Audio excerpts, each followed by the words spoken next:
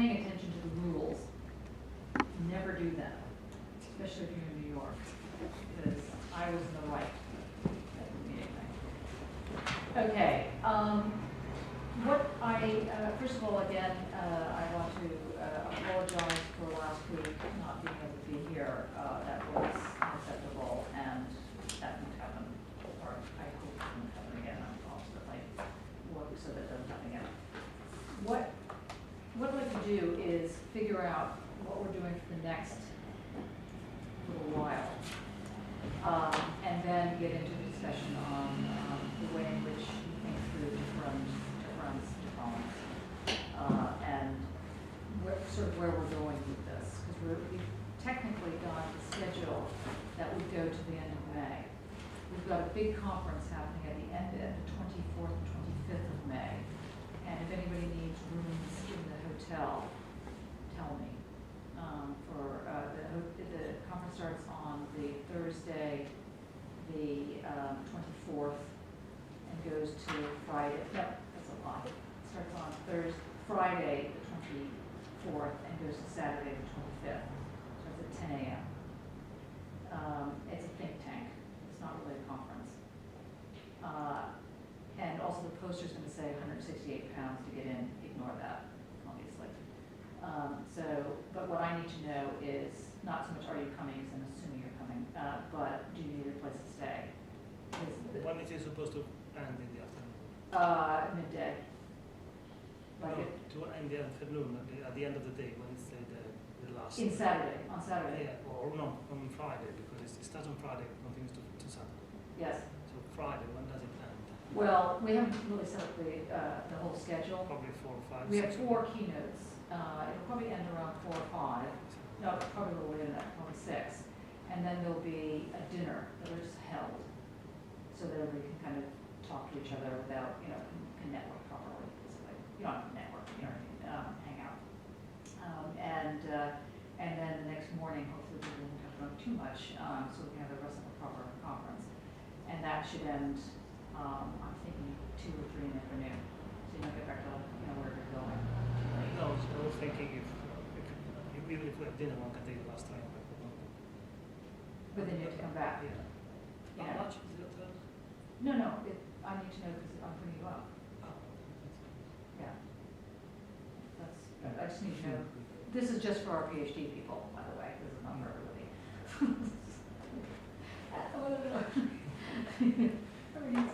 But if you just let me know, because we're blocking a block of rooms, so we're getting a reasonably good rate. And yeah, so that's the.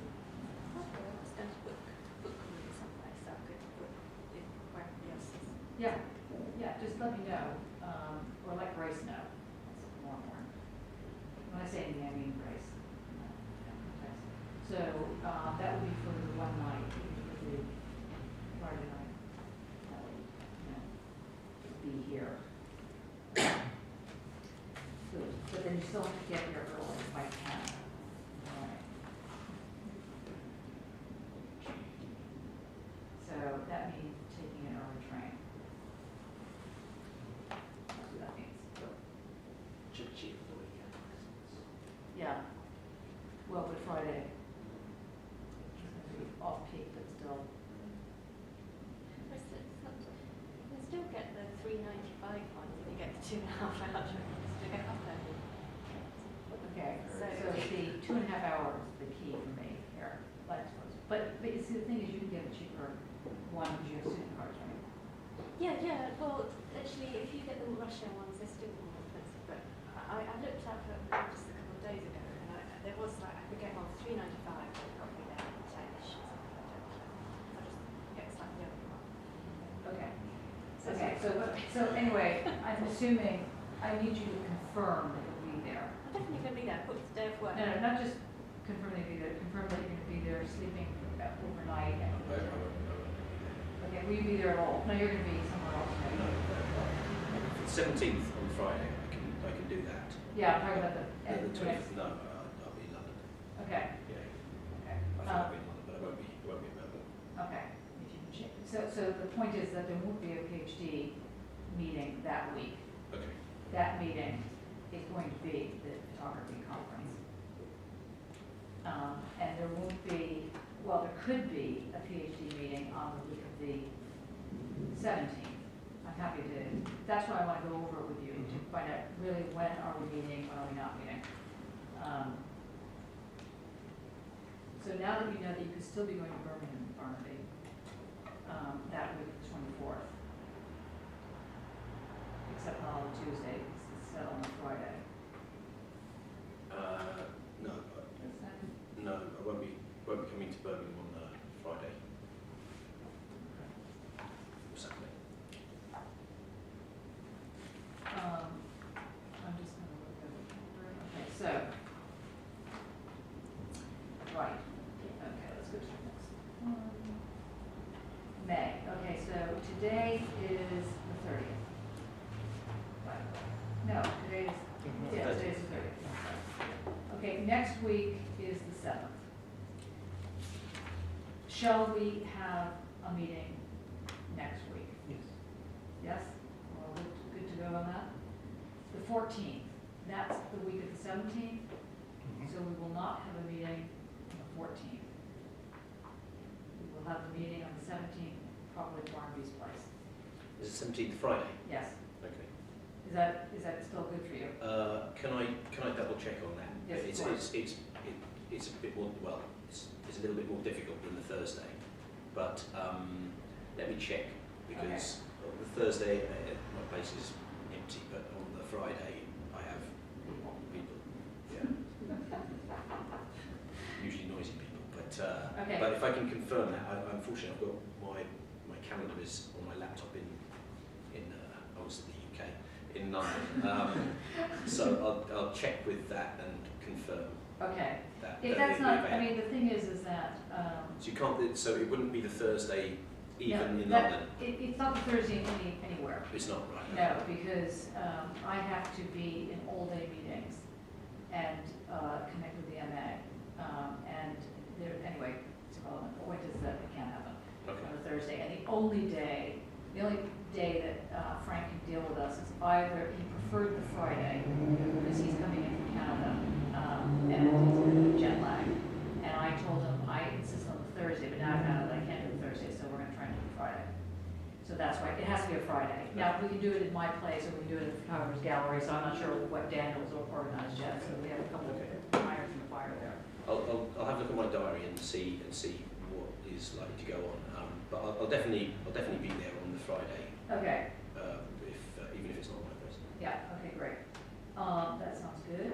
And then, okay, so that's that day. And then the week of the 21st is the 21st, the 24th and 25th is the photography conference. And the 23rd, in case you're interested, is Daniel's Live. Is it a public? No. No. But, I mean, hopefully, people have done very well with the celebration afterwards. So, And we'll be here. yeah, that's right. So, so that's that. And then, the following week,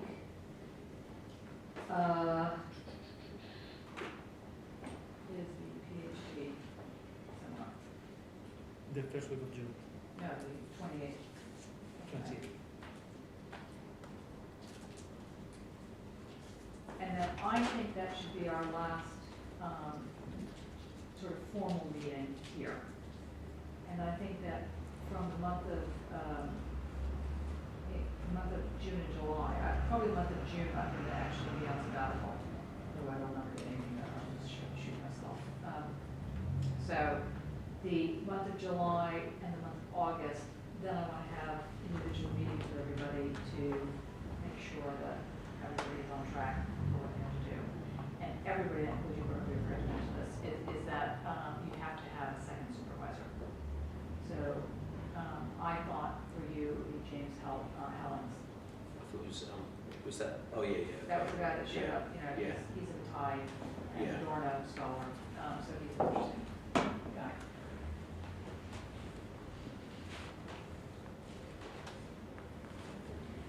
The other thing I'd like to mention, although it's just in a thinking stage, so this hasn't happened yet, there's the possibility possibility that there may be bursaries offered for PhD students who want to teach in school.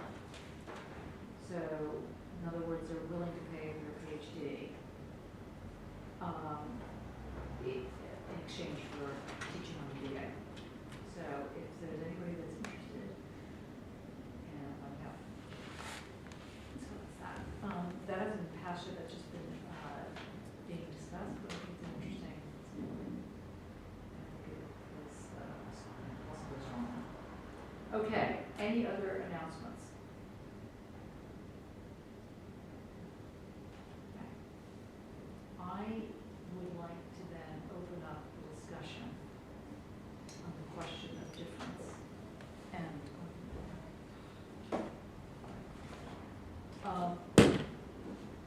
I would like to raise it as a question of thinking this in terms of, there's two major things that I think we need to consider today. One is the way in which different philosophers from different eras, ERA, not ERR, different eras, come to very similar concepts.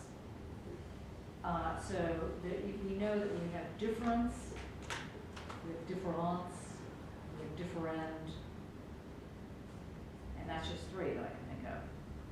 You might want to make an argument that negation has something to do with difference, whereas in fact is difference in a different context. And then you also might want to say that, for example, the notion of the imaginary in numbers, like the number I, not the letter I, the number imaginary I, is in fact difference in mathematical formulations dealing with quantum and fractals and so on. So I just want to raise this to put on the table either as the elephant in the room or as something that we should be aware of. When do you choose one versus the other? When do you, is it just always a function of the historical situation that you are in as students that you pick one author over another? So that's just something to keep in the back of your mind. I mean, I want to address this. What does it mean, function? Well, for example, in the 80s, which seemed to have lasted a long time, the 80s, it lasted almost to the noughts, Carl Schmitt was a very big figure in understanding liberal democracy. And almost anyone who was anyone read Carl Schmitt. So Carl Schmitt somehow is involved. Well, nowadays it's Jacques. You kind of can't move for dealing somehow, either agreeing, disagreeing, having a, Butler, Deleuze. That's the time period. I mean, there are other moments where, or it's a function of the environment you're in. Who is flavor of the month versus who is actually important for your work. I mean, obviously there's always a historical relationship to what one studies, but is it just by virtue of the fact you happen to be here now, this is why you come upon this work, or is it because this is the work that should be included? You need to have a sense in your arguments within your thesis how that gets established, because obviously you can't include everybody in your thesis. You won't have read everybody in your thesis, so how do you know when something is more weighty than the other? What allows you to make these decisions? That's sort of an element question. The other question I think that you need to think through is when one borrows, steals, uses concepts from different thinkers, how much of the whole fabric of the system is being brought in. So if you use Differend, are you bringing in a whole other set of assumptions? Well, obviously you are bringing a whole other set of assumptions, but what are those assumptions and how is it able to be contained so that it doesn't contaminate, or if it does contaminate, you're aware of contamination within your work, and that's why you're using it. So So those are the two sort of very important considerations, and this is one of the reasons I wanted us to take a look at different ways in which, in this case, difference, different, and so on is being established. Now, the other thing I'd like to say is that in Lyotard's Heidegger and the Jews, he makes an argument that the only reason that one understands or uses the concept of differend or difference is political. Because in order to say what can't be said without presenting an already given position on that saying, on that thing that can't be said. So in other words, he's not trying to say an opposite of something. He's trying to say something that can't be said, and that's the whole point of the differend. And that's a political point he's making. So I guess a sub-question to this is, are you comfortable with the role of the political in the works of these various philosophers who often don't say they're being political, but in fact are in fact being quite political? So the question of the Jews in Heidegger and the Jews, this is the lowercase question, the lowercase formulation of the Jews in lowercase was meant to symbolize or signify this silence, question of silence. And the question of silence was a political silence. It wasn't meant as just staying silent or having nothing to say. So, and he's developing that in relation to the question of an economy that has, whose dimensions are more important or more meant to be taken on board than the notion of temporality. So again, this differend and the questions of how something takes on a wholly different character, Lyotard is actually thinking through in terms of thickness, flatness, spatial concepts, not temporal concepts as such. And as a result, his book, The Differend, and when he gets into the questions of phrases of dispute, when he gets into this positionality, the positionality is one of dimension. It's one of, when I say dimension, I mean like one-dimensional, three-dimensional, two-dimensional. It's dimensional as opposed to, and the temporality that comes out of it from that dimensionality. So it's not a position in the sense that it's not a location. To the degree to which there is a position, it's a political position. It's not a location position. And that is a very specific attack on Heidegger. Or it's a specific attack on Heidegger's early work in Being and Time. So I'm just trying to give. So could you explain what you mean when Lyotard talks about positionality? You say he's talking about either political positionality or dimensionality. But what do you mean when you say dimensionality? What do you think? What does he mean? He's talking about the way in which an economy is established.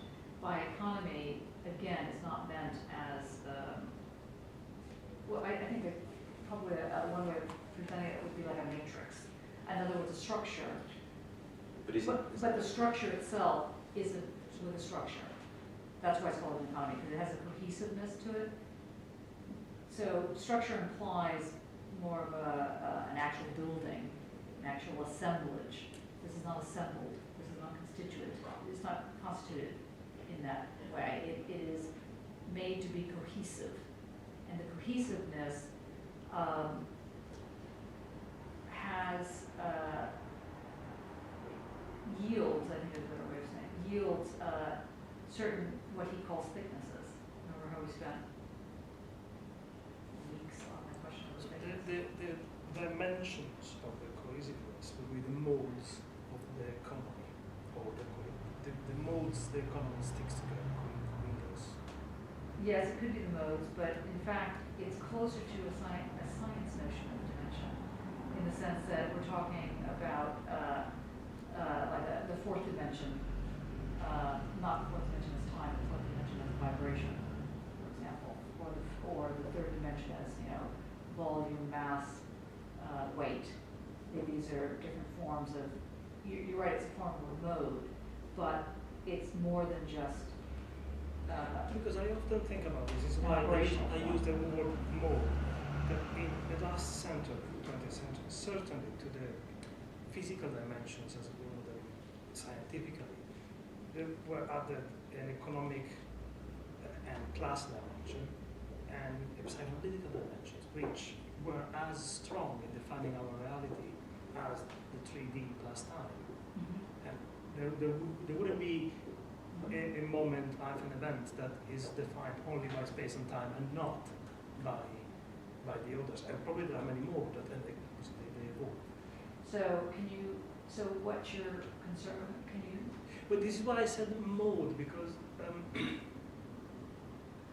I have to resort to the those who explain it, although I would like not to, because I'm trying to break away from it. I'm two-thirds into the logic of sense, when it moves from logic proper, takes on Freud, with body things. He speaks of the event as the setting up of passages. Mm-hmm. So if passages are set up, things flow in and out, and it sets up a proper economy. Now those passages can be of various sorts, and passages are already a spatial representation of the concept, but it could be any sort of setting up a value in one position and things rotating around it, or not a value, or several values versus one only. There could be That dimension is, I think, maybe a more helpful way of looking at this is that dimensions tend to be what happens simultaneously that require a spatial rendering of that simultaneity. So that's why if you talk about a one-dimensional versus a three-dimensional, you're talking about how something can occur in the same ecology, as it were, the same environment at the same time. So it's going to be disrupting Newtonian physics if it's fourth dimension. Or to put it differently, Newtonian physics is only going to be dealing with third dimension, and it's going to be dealing with third dimension as the is. That's what is going to mean. But in Lyotard, the is starts moving around so that whereas is often understood as now, and is also understood as here, so here and now, it becomes something that you can add other moments of existence in the same duration. So time takes on a spatial cohesiveness, and space becomes the way in which space, speed, energy, intensity, these become the markers for understanding the way in which the difference gets established. Did that answer your question, Margaret?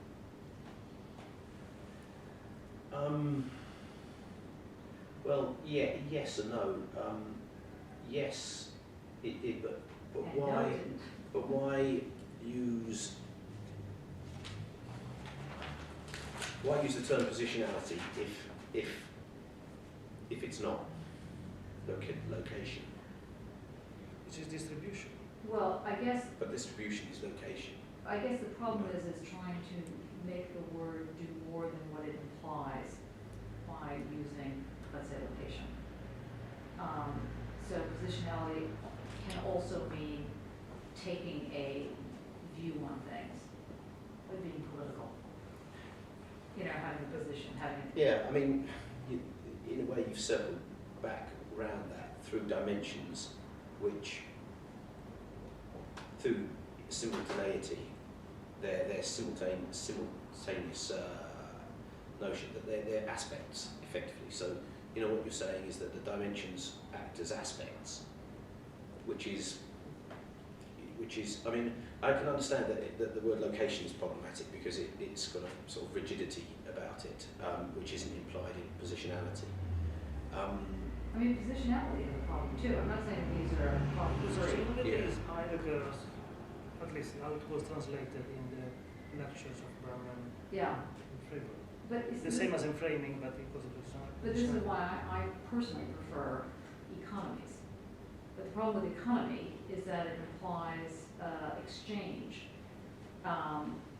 usually as the first way into understanding economy, and that is not the first way in. So I'm always worried. That's why it tends to require an adjective, libidinal economy, or something else that kind of, and then it's already undoes itself. But the reason I'm trying to open up the discussion around difference this way is so that you get a sense that there is something that is spatial that's going on, whatever we mean by this thing called spatial, and not in a kind of negative, not temporal, that the spatial becomes temporal. Okay. And Speed, what- distance, time. And what about that? Well, time, you can represent time in terms of simply how hard it is to get from one point to another. So, in fact, time is just an expenditure of energy. That's Right. So those are what become dimensional. That's probably not a bad way of looking at that. When it's an expense of energy, one can also say, like we were discussing before, coming to Birmingham, or Birmingham is very near because it's cheap, the ticket is affordable, or Birmingham becomes very far from Birmingham because the ticket is too expensive. So the relativity geography is not only due to the speed of transport, but also to the energy expenditure and the cost. So there are economies. When Lyotard starts describing the different, he speaks of. No, sorry, Okay. Can I say one thing that seems to me that all these things have in common is it is a question of proximity, or rather lack of proximity, and that effectively they've abolished coterminosity, meaning the sort of the two things are right next to each other, and that this pulling apart is the positionality. And in between can be time, space, whatever it is, or otherness. But what it's not is like these two things where I was in a town called Neath over the weekend, which is a horrible place in South Wales. But many years ago, about 130 years ago, it was 3 miles away from Briton Ferry. My mother was born in Neath and my father in Briton Ferry, and long ago there ceased to be any significant difference between these two things. And yet somehow difference is still maintained through kind of through social distinctions, which are increasingly fine. Mostly though due to how quickly the girls get their knickers off, which is very, very strange. But I'm not sure that wasn't a bit of a detour, but You weren't sure if that was a bit of a detour. yeah, but it's Got to knickers in the end. yeah, exactly. Thanks. But it's this prizing apart that seems to be common everywhere with Derrida and this, and for me this is what I take from positionality is you're not I'm also thinking about one of those cellular structures which you see all kind of blown up, and they're like clumps of of things, and you can't see the whole of the sphere because they're obscured by other spheres which are in kind of complete coterminosity. And it seems that they're blowing those kind of models up into sort of physical models for atoms with the little sticks between them holding the atoms apart, because they are, they're models, but they're in movement around each other. And it seems to me that's a lot more important. I mean, they work as economies, but they work as positions, but mostly they work as differences, and that's what. But the problem with that example, as I'm understanding it anyway, is that this ability to keep something separate is still getting back to then understanding its separateness in a playing field. In this case, it could be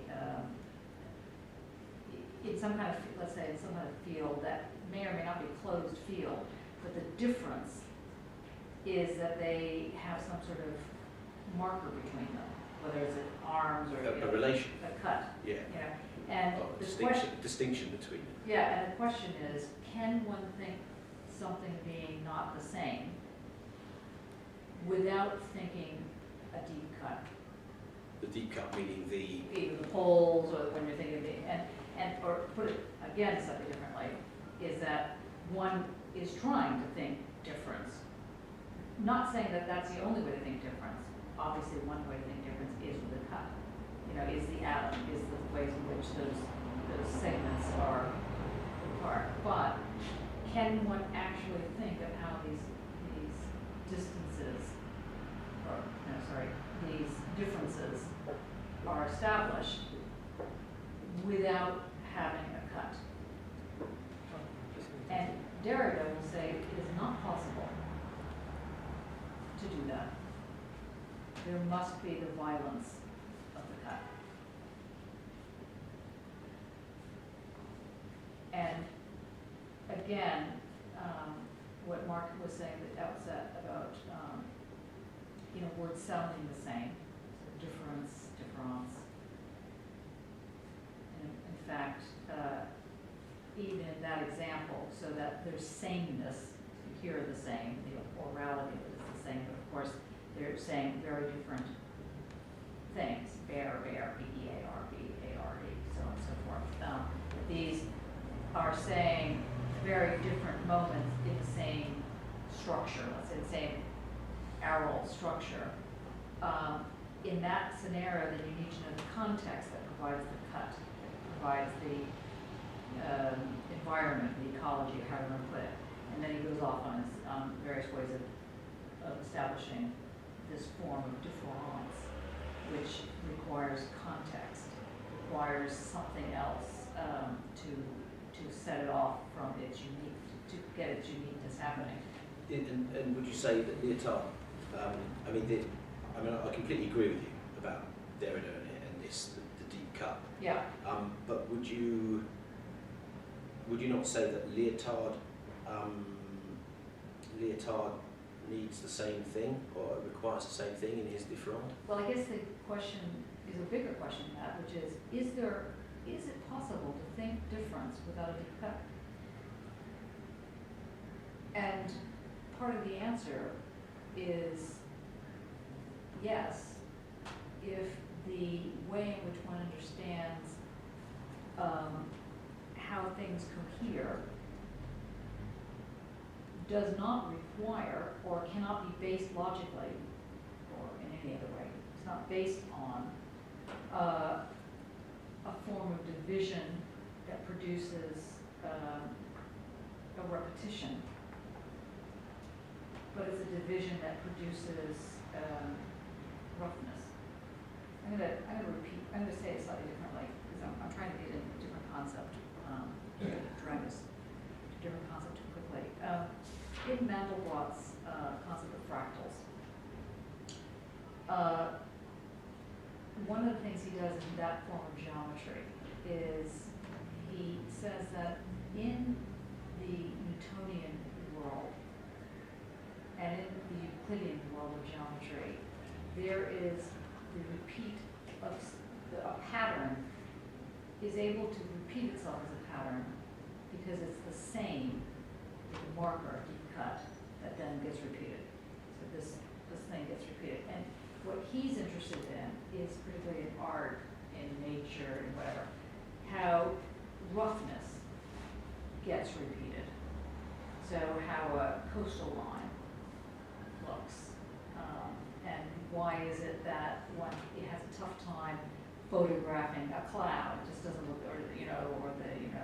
valley, it doesn't look the same. And his argument is because a fractal, the way in which these ingredients, I'm using the word ingredient even though I'm trying not to think in atomistic terms, they exist in a simultaneous but not same pattern. And so what he tries to develop, following from Gödel and the notion of the incompleteness theorem, is that even in simple systems, no system, if it's actually a real system, is complete, which is completely different than requiring a deep cut and a totality. So what Mandelbrot goes to develop is his obsession with why things are rough. And the importance of it. So he doesn't call it heterogeneous. He wants to call it rough. In the kind of less visceral ways we call it heterogeneous, homogeneic. It's the same. And he's not interested in those terms. Now I brought him in this part of the discussion because in Lyotard we have the first glimpses philosophically of that move, but I'm not saying it's well thought through or finished thinking through. But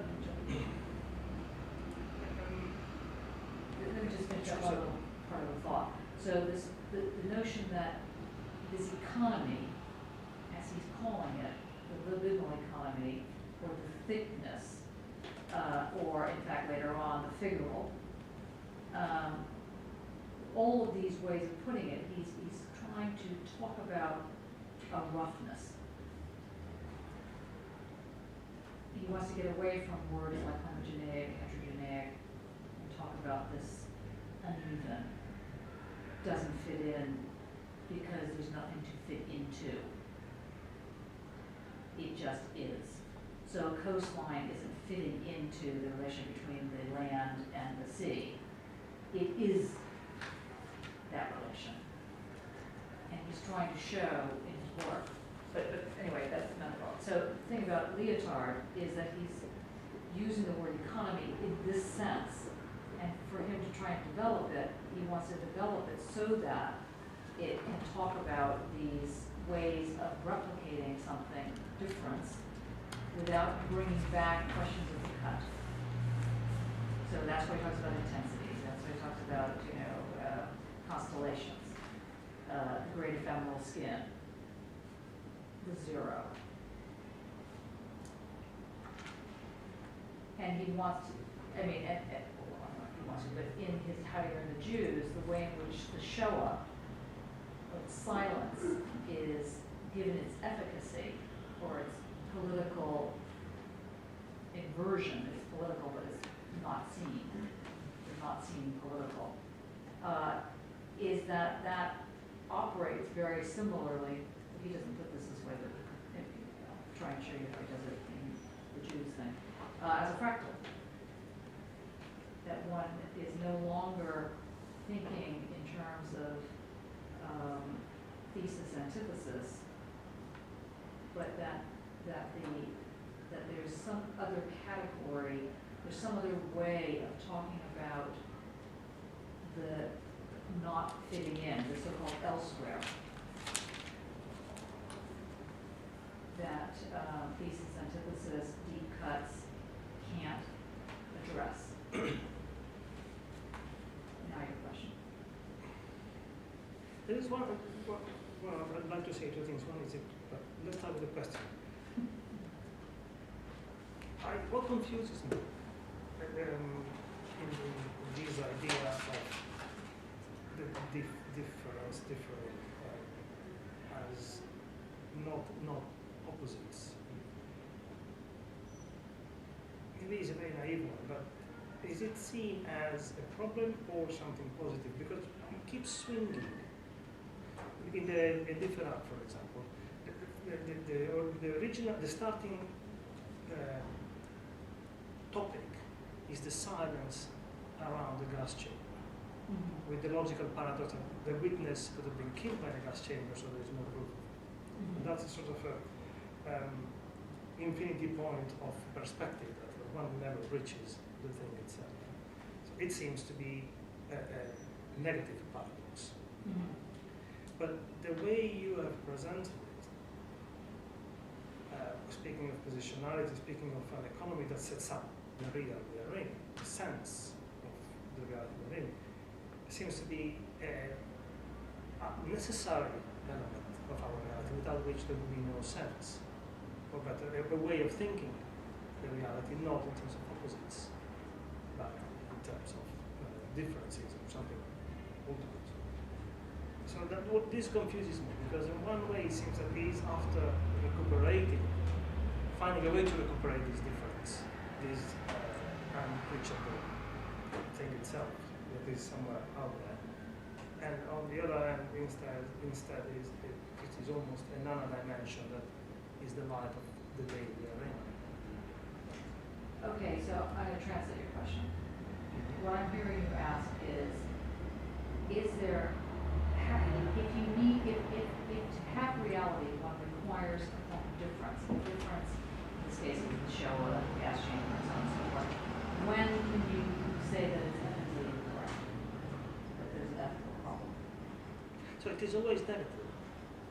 I don't understand what you mean. Well, obviously, they all show our Do you issue. mean ethically negative, or do you mean negation? Not ethically negative. Yeah, so you're talking about an ethical Yeah. issue here. And from what is describing, and from what comes in from all the authors and the work around, is that, at least I hope I'm understanding it right, I'm not projecting too much of my position, is that the difference is also an engine for creativity. Especially, certainly in the lyrics, the returning of difference is. And when I say creativity, it doesn't just mean the artist in the studio, but it's what constantly sets up the world as is, like a fountain keeps putting out reality. But isn't it possible then to make the argument, which I think is what he argues in Political Economy more, because he makes it very clear with his nature domain and ethics, is that difference is required in order to create a reality, any reality, but when sentient beings are reduced to difference, that's when you have the political crime going on. Yeah, but then people from the feeling I had that difference is used in two different ways in these arguments. Not No, only difference with is the used in the same way. It's just that when, sentient beings, I'm not going to say human beings, because I just mean those that are sentient, are reduced, as it were, or are caught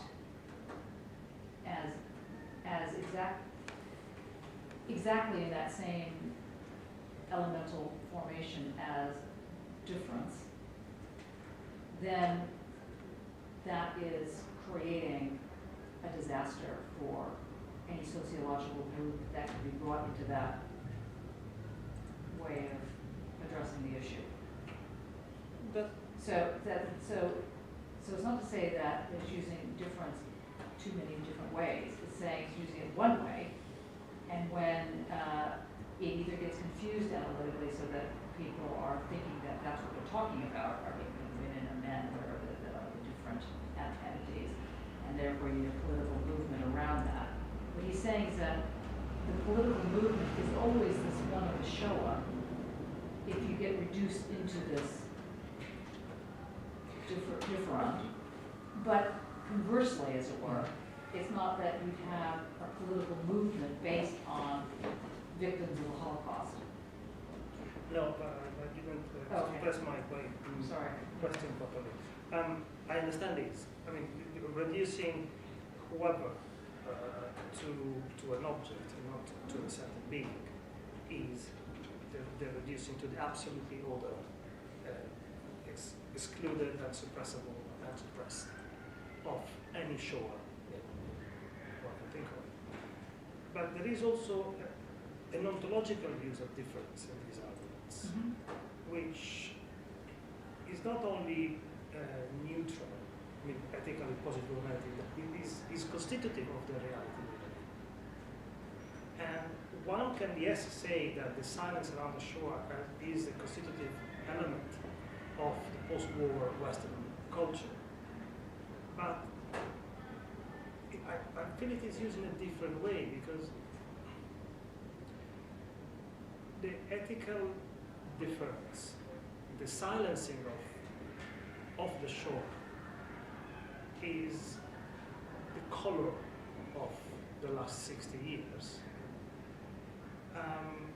Is it also the distancing and the distribution of everything as would be an ontological difference? I'm Explain going to this have way to from answer here. that with a question. Mm-hmm. And I think brings Barclay's thesis to a little bit of a degree. Can there be ontological ethics? Because in Barclay's thesis, he's working on the concept of interiority and the way in which that operates in order to shed meaning somehow. Either literally shed it, or shed light on meaning, or create. Now, it's both amoral, A-moral, and highly ethical. So you can have immorality or amorality and still have an ethicality. Now, some people argue, Foucault being one of them, that ethics is the ontological foundation of, a good society. And by ethics, he doesn't mean morals. He means the stylistics of existence. He means how existence can be established so that there are patterns that create good forms of living. And he's using these very specifically, these ethical normative remarks in an ontological form. Now he's drawing on Nietzsche's notion of ethics here and genealogy to do this, make this move. And then the question is, what is then the Nietzschean move? How is it that Nietzsche's form of ontology matters when he's so opposed to systems? So how can you have an ontological position and also be opposed to systems? So we have to break that apart a little bit, but that's the trajectory. So when you go to your detective work, you can follow that thread with Foucault, Nietzsche, and so on.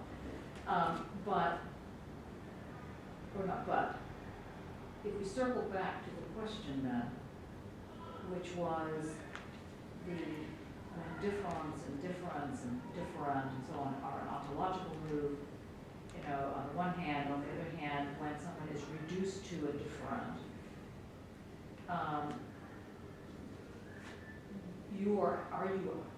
are you asking the question then, in the reduction to the differend, does that mean that two different meanings of difference is being put forward? Yeah, you just described it like that, yeah. And I'm saying, no, two different meanings are not being put forward. Same meaning.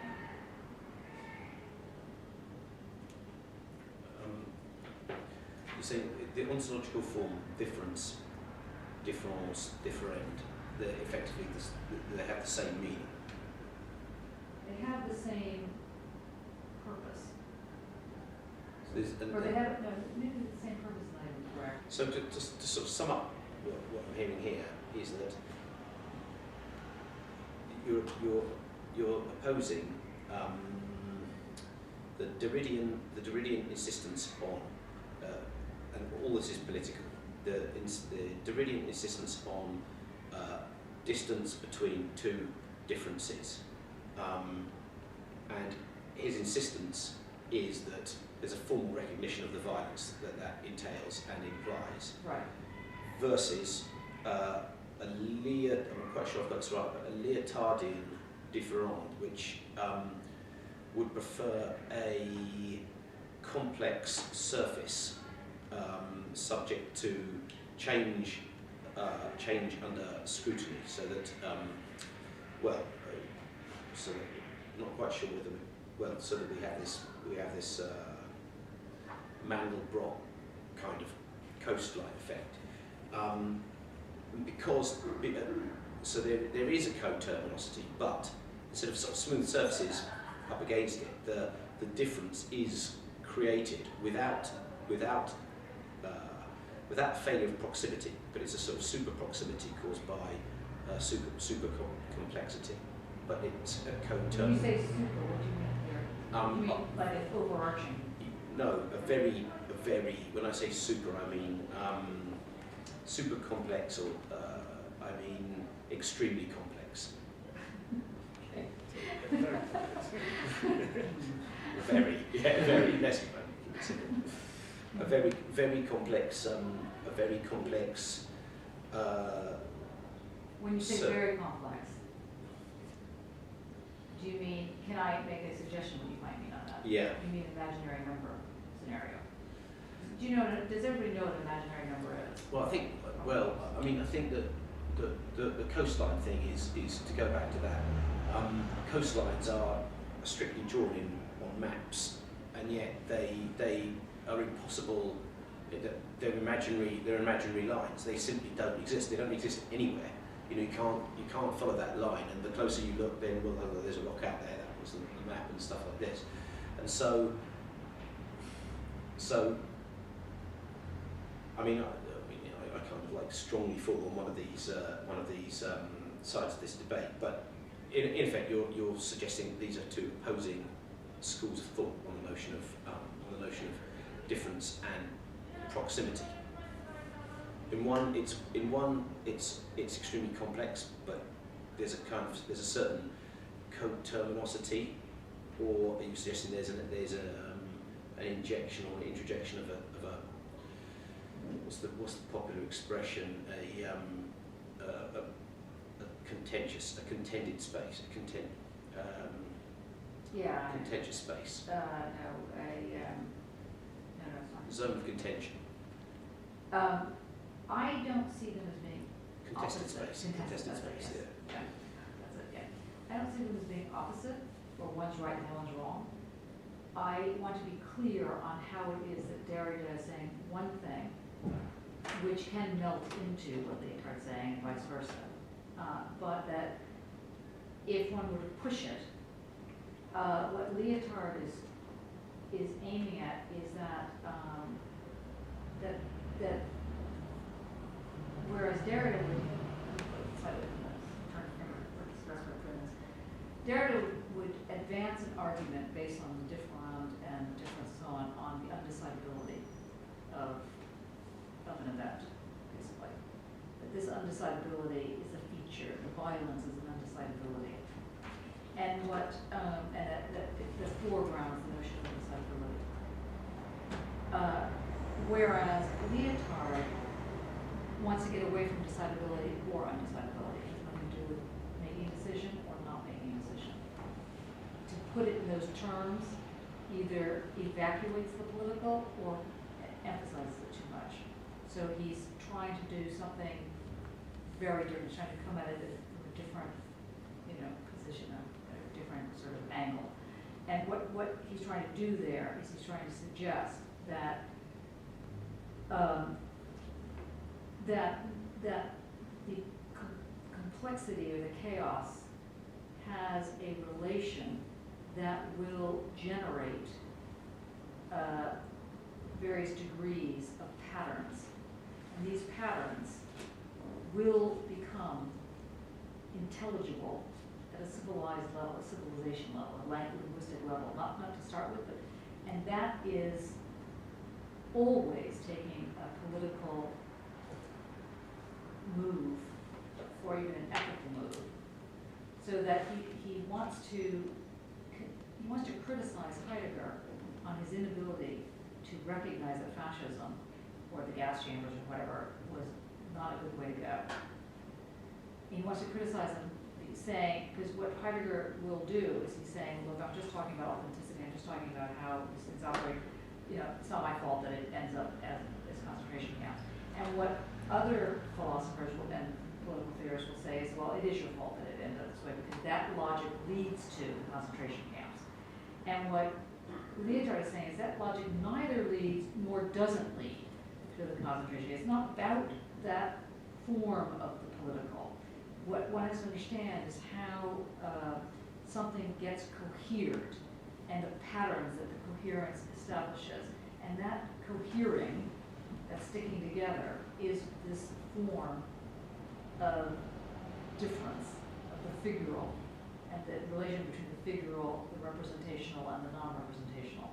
And so he's basically trying to move it off of rational versus irrational versus non-rational versus any of that. But is the sticking together for Lyotard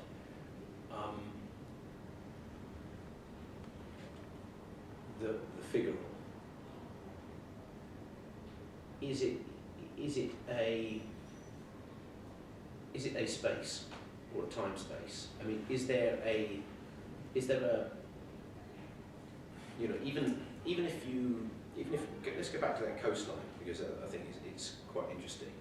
So even though there's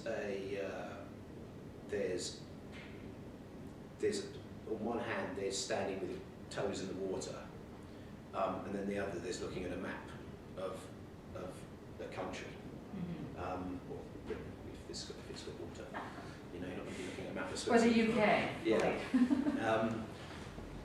And there's a vast difference between these spaces, but that difference forms almost a kind. I mean, you could say, on one hand, it forms a Derridian separation, which is a violent separation because it's a contested space. On the other hand, you could say that it's a Lyotardian figure because it's contested by its own the differences in its own complexity. But on I guess the third hand or whatever, or for Lyotard, that contestability is wrapped up in a visceral rawness, something that will easily be reconfigured or configured as a sexual dynamic. For Lyotard. For Lyotard, not for Derrida. So. But is for Lyotard, is there a space between the sea and the you know, is there a definite two tegments with a zone of contention in between them? No. There isn't. No. Well, I'm sure it depends on the phrase regime that Lyotard, we're talking about Lyotard, I want to put in. Although we could be talking about Leonardo. It's good, the way he draws the water. Anyway, go on. Would it be something to do with the phrase regime that Lyotard puts into place, the situation, the goal that he wants to, or rather the language he wants to aim at, that would allow for the space to be there or not be there, the relation to be there, more or less? I can't really think of there's trouble then trying to find the actual language that would be the example, the actual descriptive term of the coast or an analytical understanding of, I don't know what that would be, of a coastline. But I'm just wondering if it's actually within the phrase regime that creates the spaces, and there must be a phrase regime that would close up the space completely. Oh, sure. I mean, I think in that case, the relation between the great ephemeral zero and the concentratory zero are his little phrases that he would try to discuss either when there's no difference with the difference of water and land, let's say, in the same environment, in the same ecology, you know, versus, or not versus, but then if there is to be a distinction made, then that would be the concentrated zero, or what he calls a concentratory zero. But I don't want you to get hung up yet on this. I'm not sure if I'm getting what is the thing behind your question about the spacing, because it just seems because it seems that describing the describing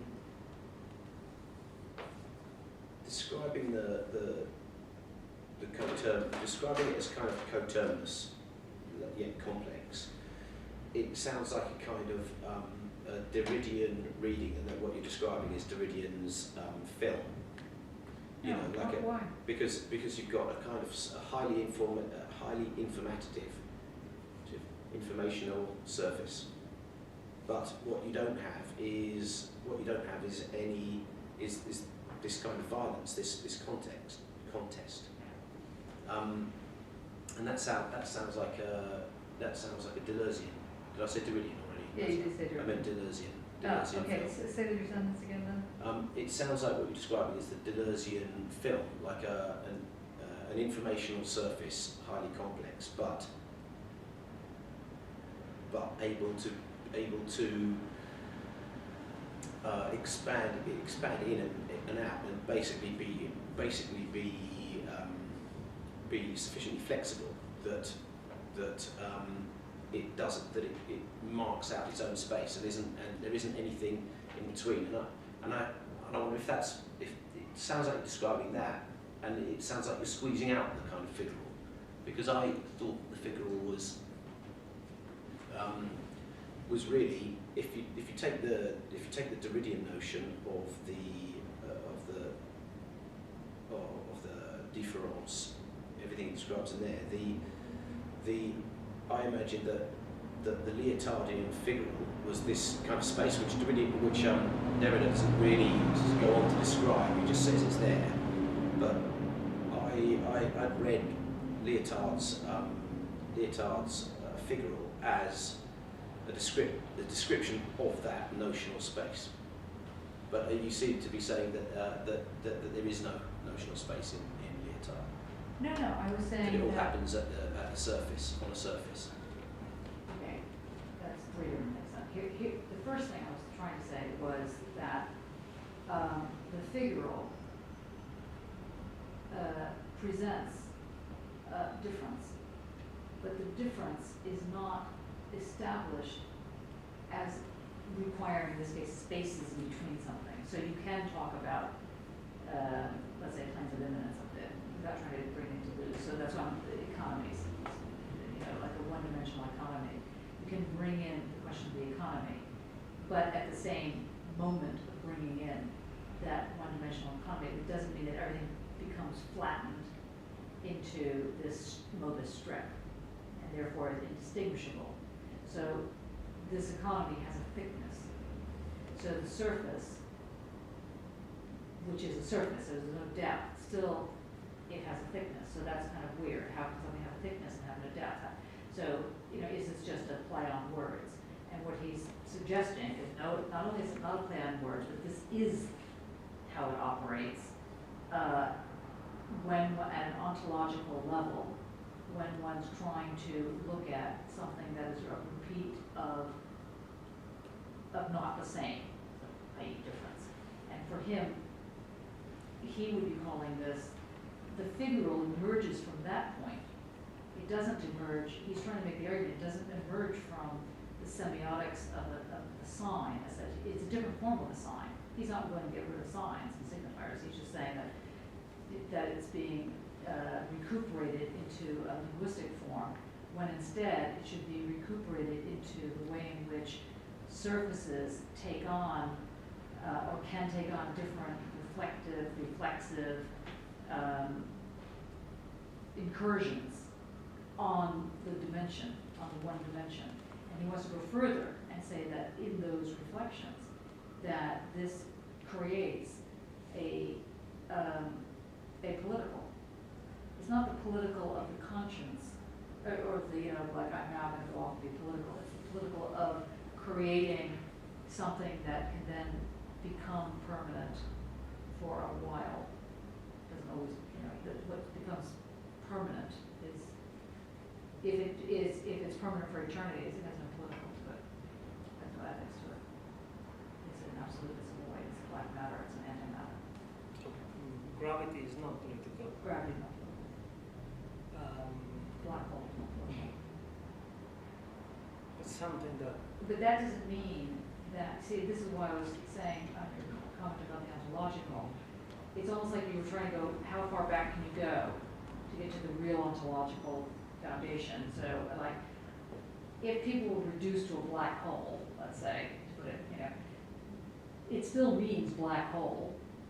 It's just that people would be obliterated, right? Mm-hmm. And so to make a clumsy analogy here, if sentient beings are reduced to difference, it's not that difference is being used in different capacities. It's that the sentient beings that are reduced to difference are obliterated. Yes, in this case, it's a bit clearer, but in a science fiction way. If a black hole swallows up the planet Earth, there is no ethical evil. Right. If some 007 dark character presses a button and blows Earth up, there is ethical evil. Well, but the thing that does the blowing up is not the ethical evil, it's the intentionality of the entity. That would be true. But it reduces all the population of all the sentient beings of the planet to difference with any sort of intention carries a political or ethical element. Well, actually, just saying this. Uh, In case of the. Anyway. while if it happens because the universe swallows us up and destroys us as we are. So in fact, what we've done is taken a long time to get back to the naturalist. Basically say, if it's a hurricane, then, This is what I hear. Okay, so I'm trying to rescue this. I think it's like a bit where he's talking about science as rhetoric. Lays that out. Is perhaps help here, and then the other bit where, in terms of like this.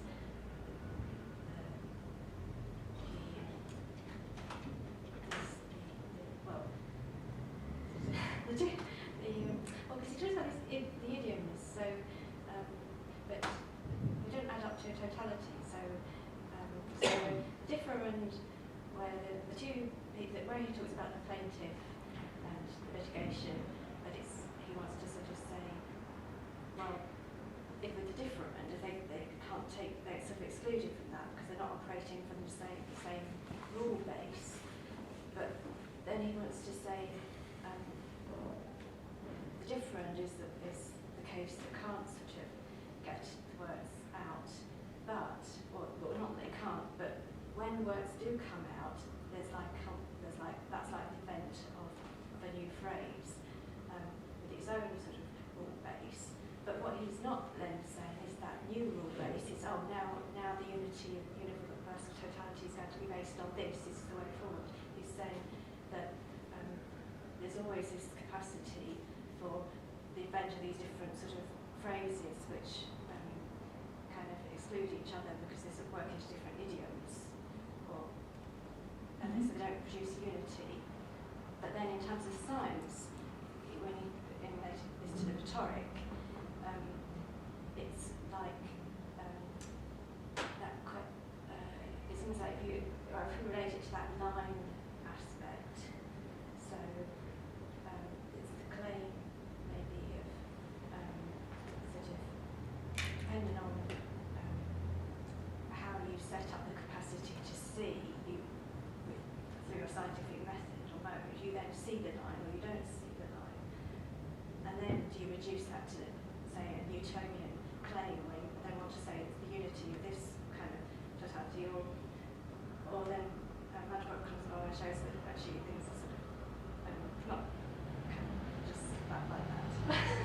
But the thing is, I think what's really interesting is that sort of the thing where he makes the case for science being a rhetoric, and yet it's not like a way. It doesn't undermine the importance of scientific practice. It's not like sort of saying it's meaningless. It's not like sort of diminishing its capacity, just as like art's capacity as a practice is using a different idiom. So I think what he's saying is science is practice in that sense, but unfortunately, sort of mainstream sort of populism, we have more of this impression of science as producing this sort of universal and totalities, and there's that sort of repressive side to it. So, what I'm hearing you say is that when there's an ontological move that's being made, that's one aspect of the argument, and when it's being made in order to clarify different practices or disciplines, that's another side of the argument. Is that what you're more or less saying? Because, I mean, what I'm just There is in the different. First, he brings in the example of the show. Then he makes another example when he starts speaking of trials between the fraud and the damage. And he says, if the plaintiff, and he makes a difference between victim and plaintiff, if the plaintiff is a worker who is bringing a complaint against the boss, the representative capital, although the plaintiff does not want to be reduced to labor force, quantified, he will have to speak that language in order to enter the trial, the discussion. Yeah. So he will have to abandon or reduce the incommensurability of being a full sentient being to that which is just an hour of labor's worth per pound. Mm-hmm. And I believe that there are already two kind of the Shoah and this example bring in very, I believe this is why I understand very, very different problems about the difference. Because one is incompleteness, the example of the trial, and it's very easy to understand for me. The other one is the content problem of never reaching the thing itself, interpreted with an historical fact that is somehow is extremely intense interpretation of it. Mm-hmm. But they're not the same.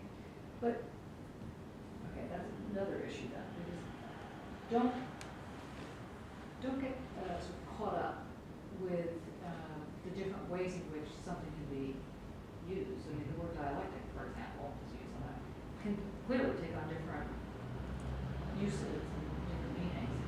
Hey, dialectic, whatever.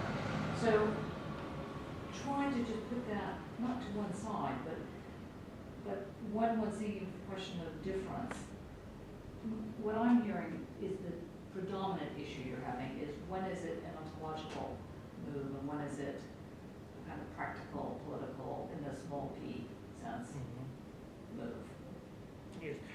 Yes, I but mean, even before that, I think that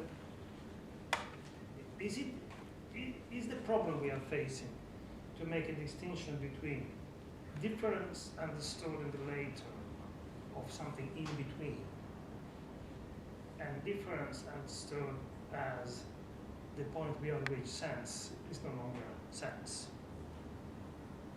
Say it again? Difference understood in the later as something in between, Right. and difference in all the Bible's names it's been given as the point beyond which sense is no longer sense.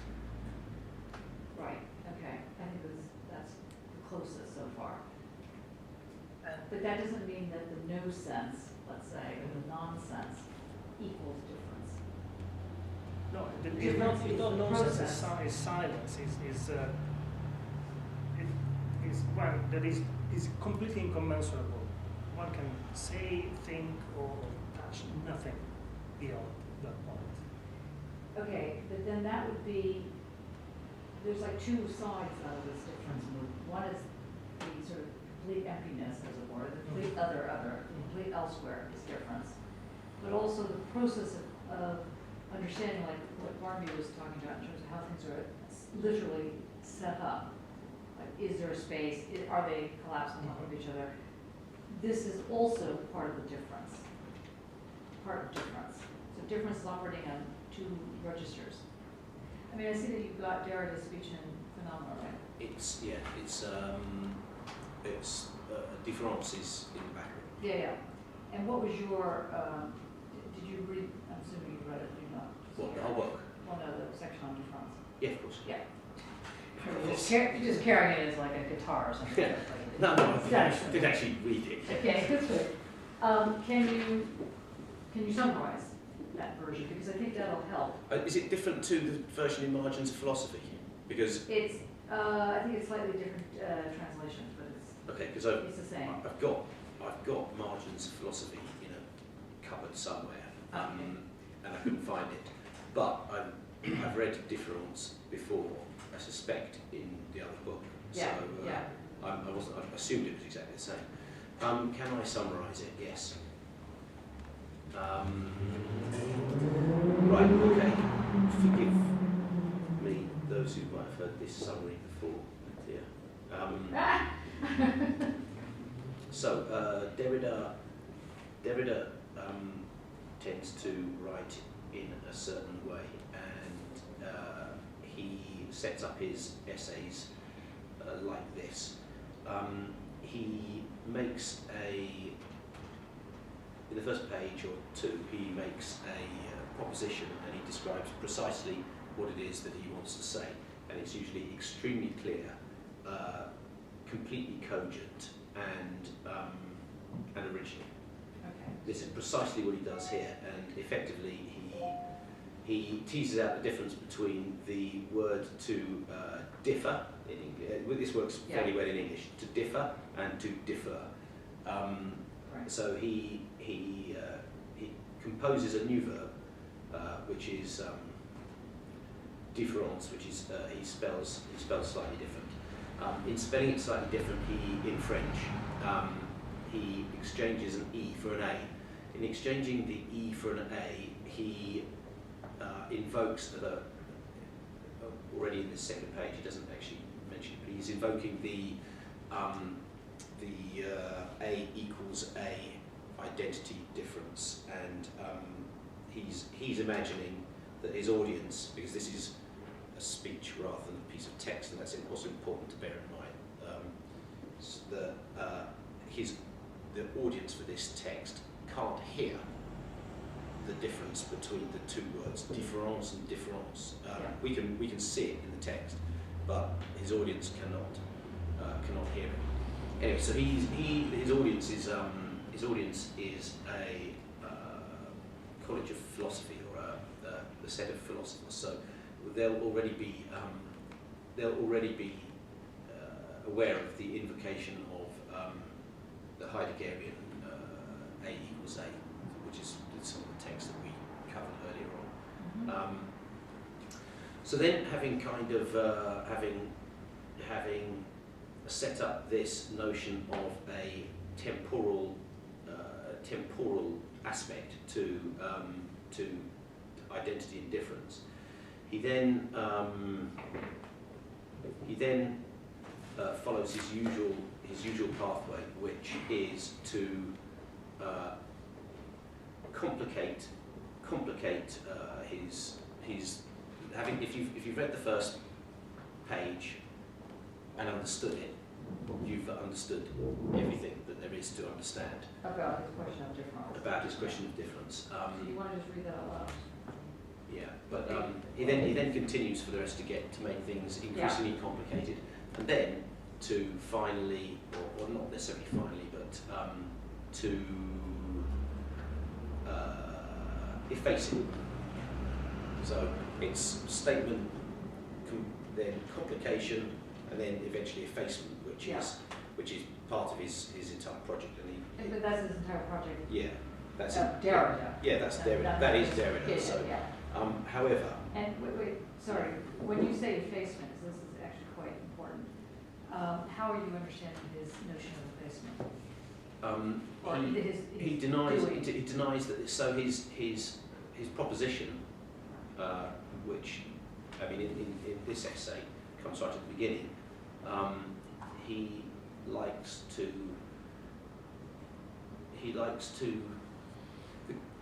make it sufficiently complex that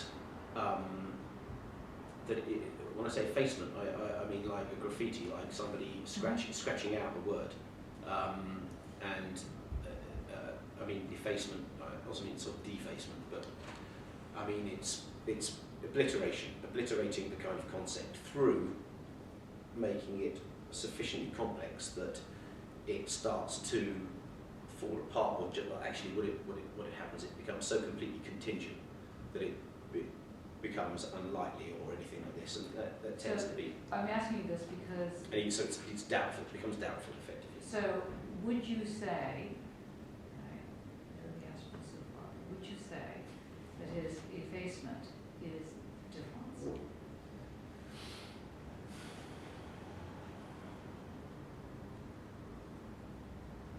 No, I wouldn't. Explain that. I think that it's. Because I think this will help you to understand when difference means silence, difference means disappear, you know, this kind of thing. Why would it not be? Well, aside from the fact that there's almost a kind of a sort of an architectural formality about his method, which it's one of those things. It's if you believe in entropy, you can't set up. If you're an artist and you want to make entropic art, the rules for making entropic art tend to be so formalized that you need to set up a kind of precise equation every time you want to explore the notion of entropy, and thereby negating most of your project, even if it's flicking paint at a screen. I mean, I know that's perhaps not entropic, necessarily entropic art, or the artist I'm thinking about wasn't trying to make entropic art, he was trying to do something else. But nevertheless, there's a strict methodology, and I mean, it's ironic. To a certain extent, you know, he doesn't illustrate his project. He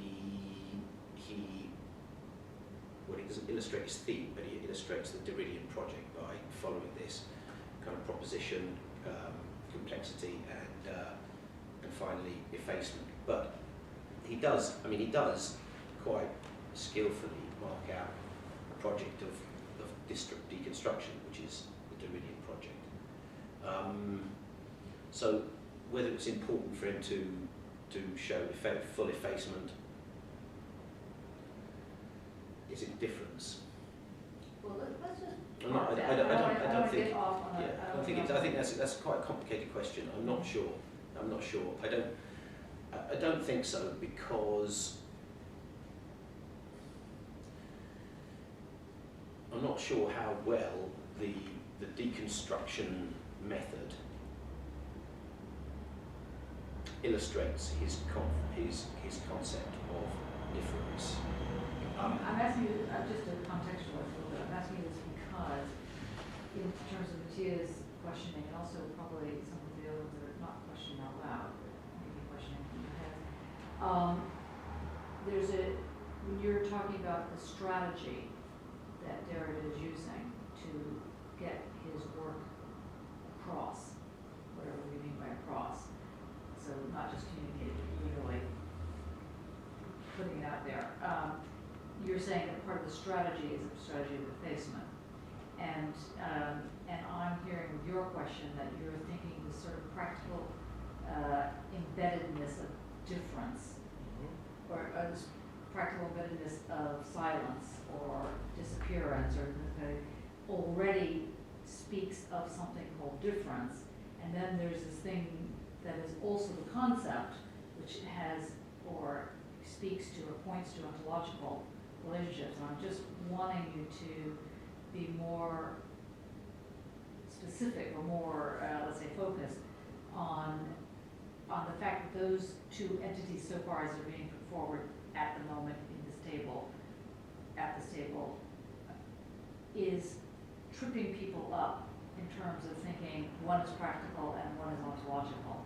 And I just want to park that. I want to say that these kind of ways of thinking through strategy, or thinking the way in which the so-called political operates, like the so-called intentionality operates, because effacement as a feature of a strategy implies an intentionality, which of course difference is not implying, which is why it's not the same, etc. But yes. But the two things. So first, a lighter comment. The way you describe the statement complication effacement really sounds like a backward dialectic. Why? Well, because it gets less and less and less. But just But that was just a funny it's not, question. yeah, I know, but in a way, it sort of it does illustrate his theme to a certain extent, because there's a temporal No, I agree. there's a temporal dimension. So even though something's being effaced, Mhm. he's had to erect the proposition in the first place Mhm. before he can efface it. So what he has, bearing in mind that this is a time contingent piece of work.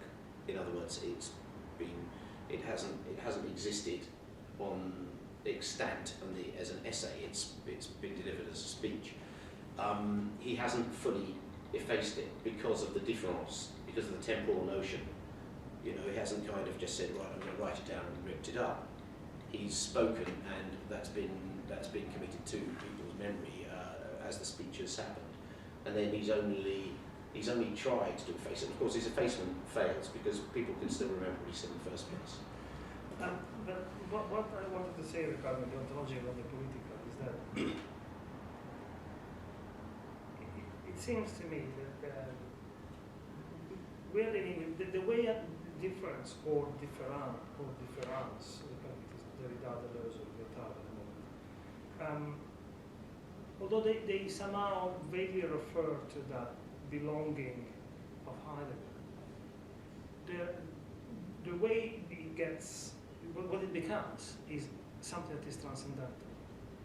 And why is that? Why is that, and why is it a problem?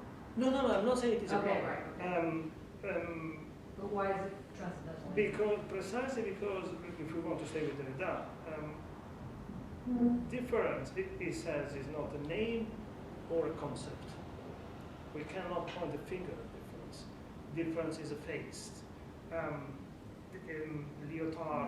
in the Differend, I don't know the word, but and also Derrida go over difference as that which is concealed and then forgotten. It is always twice forgotten. Obviously, one is not aware of being forgotten something, but there is always a double mediation that happens there. So it is that which, by setting up the reality we are in, at the same time withdraws, and this is where Heidegger is still present in these arguments. And it is always contingent, and one can never fully grasp the difference. That is different. It's precisely the point where all sense break down is the impossible. So then you would be arguing that effacement is difference. No. No. Because it's always double. Difference is the effacement of difference. Difference is effacement. Something like that. But that's when one wants to reach it. While we start. Being difference. Yes. Or it Which being, you can't reach. Difference is also it that That reaches. Yeah. Right? That reaches. It's the it that reaches. Yeah. But we cannot reach. But what I find, this is precisely what I find problematic. Because if difference is the it that reaches but we cannot reach, we've just given another name to the same old agency principle outside our reality. Right, which is what I'm trying to get you to not do that, not go that route. You'll see, so Yeah. in like he tries to distinguish this thing like that isn't God or something when he draws upon the Freudian thing calling which refers to the unconscious effect. See, it doesn't make a difference if it's not unconscious. There's something else outside that rules it for us.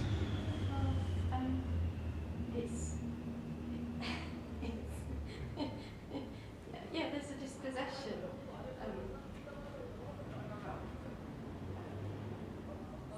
But it's that capacity, the economy that's in play in the unconscious affect. It's sort of that's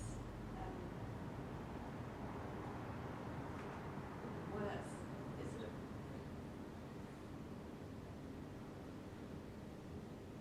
But it's not like that's what gives rise to the sort of critically new. That's what has capacity for the new. So that's what gives rise to the capacity for the new.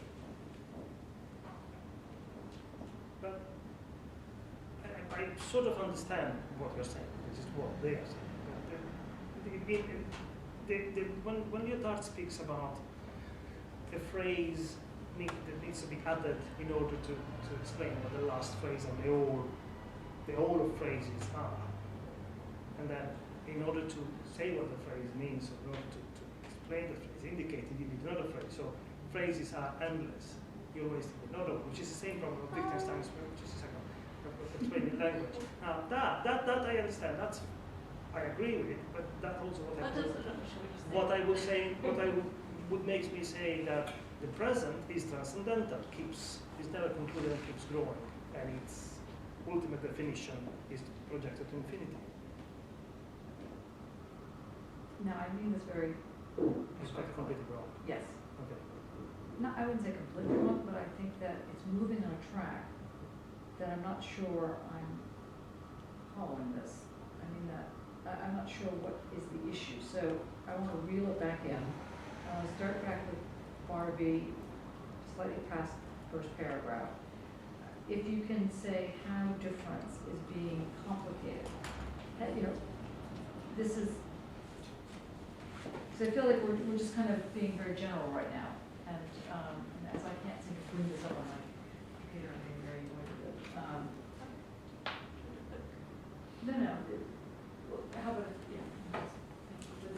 can you move on with? Yes.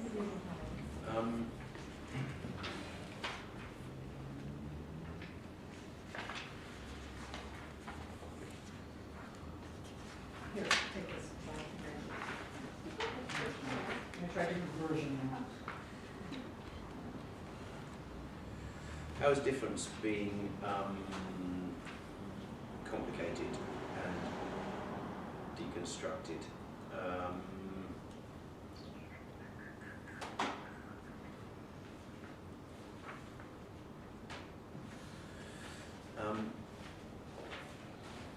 Just read the very first part of that, so that people can hear. The proposition. Yeah. The verb to differ, differe, seems to differ from itself. On one hand, it indicates difference as distinction, inequality, or discernibility. On the other, it expresses the interposition of delay, the interval of a spacing and temporalizing that puts off until later what is presently denied, the possible that is presently impossible. Sometimes the different and sometimes the sometimes the different and sometimes the deferred correspond in French to the verb to differ. This correlation, however, is not simply one between act and object, cause and effect, or primordial and derived. In the one case, to differ signifies non-identity. In the other case, it signifies the order of the same. Yet there must be a common, although entirely different, différent, root within the sphere that relates the two movements of differing to one another. Okay, can you just repeat that again, that little bit that talks about In the one case. in the one case, In the one case, to differ signifies non-identity. In the other case, it signifies the order of the same. Now keep going. Différent. Root, the order of the same. Yet there must be a common, although entirely different root within the sphere that relates the two movements of differing to one another. We provisionally give the name difference to this sameness, which is not identical, by the silent writing of its A. It has the desired advantage of referring to differing, both as spacing temporalizing and as the movement that structures every disassociation. As distinct from difference, difference thus points out the irreducibility of temporalizing, which is also temporalization in a transcendental language which is no longer adequate here. This would be called the constitution of primordial temporality, just as the term spacing also includes the constitution of primordial spatiality. Difference is not simply active any more than it is a subjective accomplishment. rather indicates the middle voice. It precedes and sets up the opposition between passivity and activity. With its A, difference more properly refers to what in classical language would be called the origin or production of differences, and the differences between differences. The play, je, of differences, by the way, I would prefer to translate je as game. I think that it's a more contemporary, we'd understand it today, probably not then, to game. Rather than play. Yeah, rather than play would Yeah. make a better sense, and I think the French is the same word. Except the only difference being that play does imply a kind of, movability. Yeah, Stretchy. but the bit. play also implies a kind of freedom and frivolity, which game doesn't. Game implies a kind of formal adheration to a set of rules, and I think that works better in the context. But there we go. So So where, then we go to the different. No, there we go. That's just, who am I, as we say. So That's you the think royal he- we, You obviously. think he wants to gain as, so I would have thought, I thought with his sort of like the differing, when he's talking about differing, he is trying to get at the play rather than game. But unfortunately, he's still got this deferring where he ends up with the adjectives. I think if you today, if you It's not- game it's something, a different one. am I reading a different text Yes, to you? you are reading Am a I? different but it's a different, I think it's Sort of a longer It's kind of similar but different, in the sense that it's obviously on the same argument, and he does what a lot of people do, myself included, which is that you write a slightly different thing with the same title in different books, and then it has different nuances. Yeah. So in the one in Margins of Philosophy, it's much clearer, or it's much more about this kind of stretchiness, this kind of way of moving without coming off the surface. Whereas in that one, I think you're right, it's much more of a formality that's going on. So in in Margins of Philosophy, this difference implies a tympanic move. Whereas in the one that you're talking about, it's more of a critique of transcendence, and therefore it's coming in at a different angle, but in fact, you could make the argument that it's just a fuller version. You put the two together, you get the full force of this difference. Yeah, I mean, I think that when I originally read Difference in Margins of Philosophy, so this is, for me, it's sort of revisiting though. So, I mean, like I said, the nuance, it's not sufficiently different to kind of, that I can remember 3 years ago, whatever it was, when I first read it. Shall I continue? With its, just repeat something, with its A, difference more, I'm going to call it difference then. If you don't have the same text, then I'm going to call it difference and difference to distinguish between them.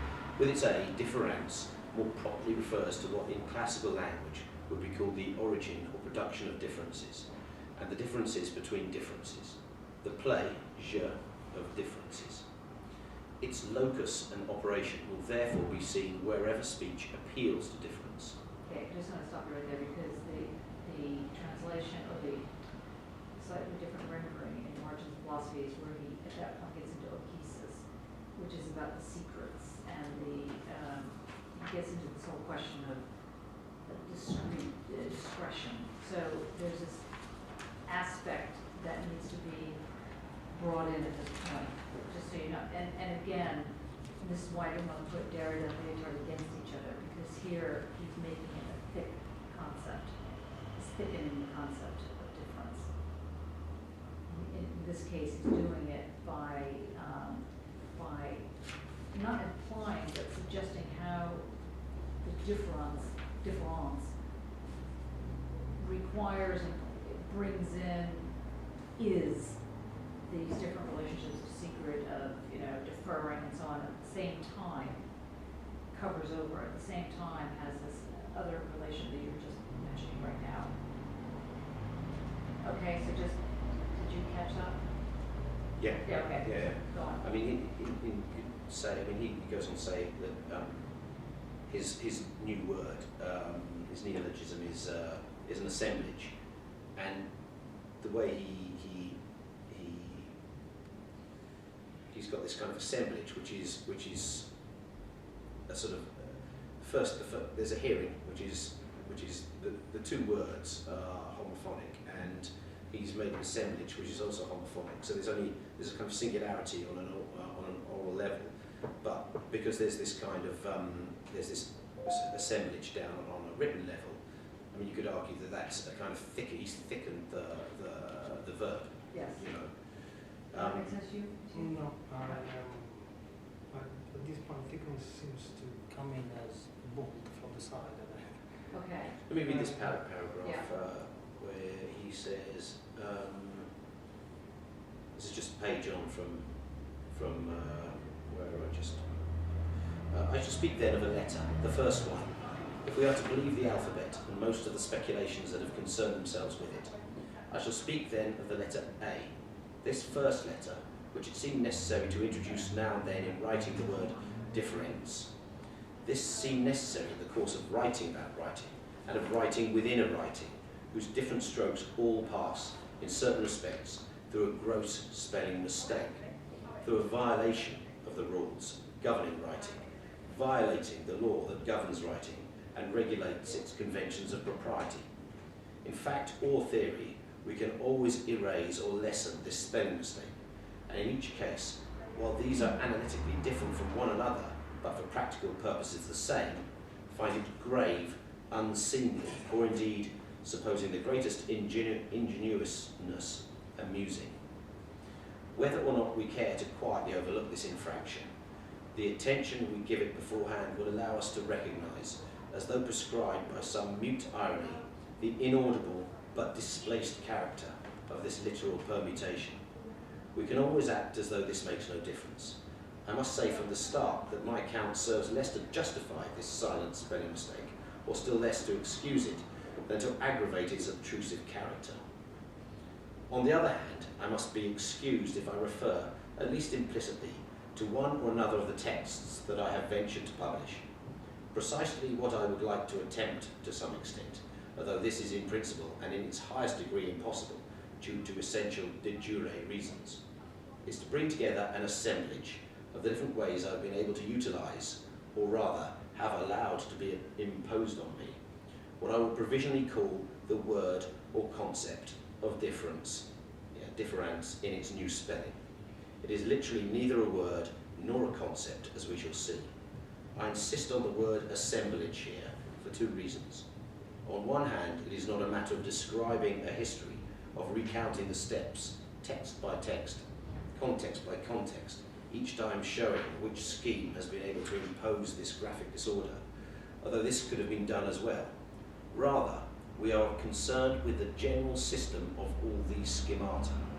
On the other hand, the word assemblage seems more apt for suggesting that the kind of bringing together proposed here has the structure of an interlacing, a weaving, or a web, which would allow the different threads and different lines of sense or force to separate again, as well as being ready to bind others together.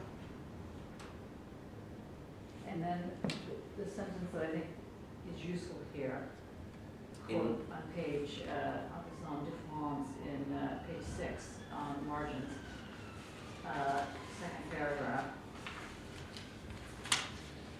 And yet those aspects of Differend which are thereby delineated, you've been explaining it, are not theological, not even in the order of the most negative of negative theologies, which are always concerned with disengaging a supersensuality beyond the finite categories of essence and existence, that is, of presence, and always hastening to recall that God has refused the predicate of existence only in order to acknowledge his superior, inconceivable, and ineffable mode of being. And this is where it plays on what you're thinking about, Mattia. Such a development is not in question here, and this will be confirmed progressively. Differend is not only irreducible to any ontological or theological or ontotheological reappropriation, but as the very opening of the space in which ontotheology, that is to say philosophy, produces its system and its history it includes ontology, inscribing it and exceeding it without return. For the same reason, there is nowhere to begin to trace the sheaf or the graphics of difference. Yes. No, and this I understand very well, but it's a bit of a trick. Instead of saying, well, there is God here, now we change the name, and the actor, whether we call it God, difference, or whatever, is still an actor outside this reality. And I follow this argument for quite a while, and then I cannot break away from it. It's very, as long as he says, for example, that the difference is the tomb of the proper, breaks down the linear link to a proper name. I understand it fully. I understand the facement, all that, but it seems mostly it does not do it for me. Probably that's why I am so No, that's all right, but I mean, so what is it then that is the hiccup? The hiccup is that as long as we are thinking of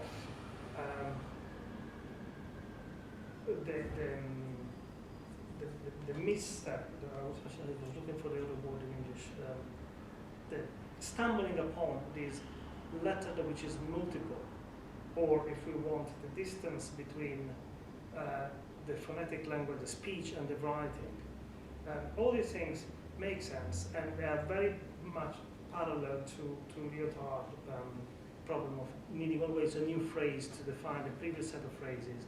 So an incompleteness, an impossibility of bringing things together entirely, and all that is fine, and I think brilliant, because these actually, even before I'm doing dialectics, goes back to Cartesian mechanicists, which wanted to have a deterministic link between every event and every other event, and there would be no void in between, and say precisely the opposite, void is there, and things happen and move precisely because they are not fully contained. But then they seem to give some sort of agency, they keep denying, they give agency to this void, and then they sort of void their own argument. Do you think that's true, Mark? So, yeah, so you're saying it's kind of back to idealism. Yes. So back to Idealism. So it's kind of relative knowledge versus absolute knowledge, or the play between the two. Again, relative knowledge being always deferred to absolute knowledge. So you're always in relative knowledge, you're always finite, you're always Yeah. within. Yeah, sort of like that. Yeah, we don't think of it in those terms, but I see I've these. heard it argued by What, the silent group over here, any comments? Not yet? I disagree that he's not making another God.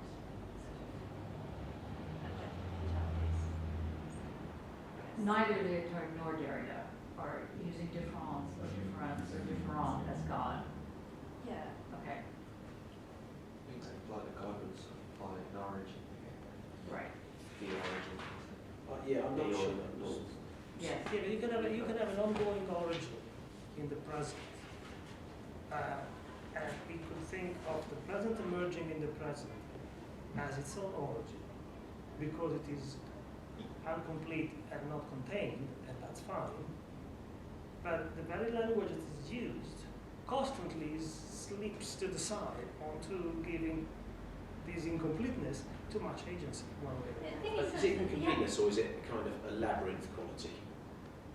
Because I'm not sure they'd be unhappy with incompleteness, but I'm not sure. Incompleteness is what they seem to be for in the first place, but then it somehow slips to the side and returns to be precisely that negative theology that it says it is not. And how is, I mean, I'm not sure how it gets to the negative theology. Well, he says at the beginning, Barrow is just read it, but he's also says it in margins. yeah, in the difference. What page? I'm looking for it. This is not, it says somewhere, this is not negative theology, although at times it sounds like it, or it sounds like the most negative of negative theologies. Yeah. That's right.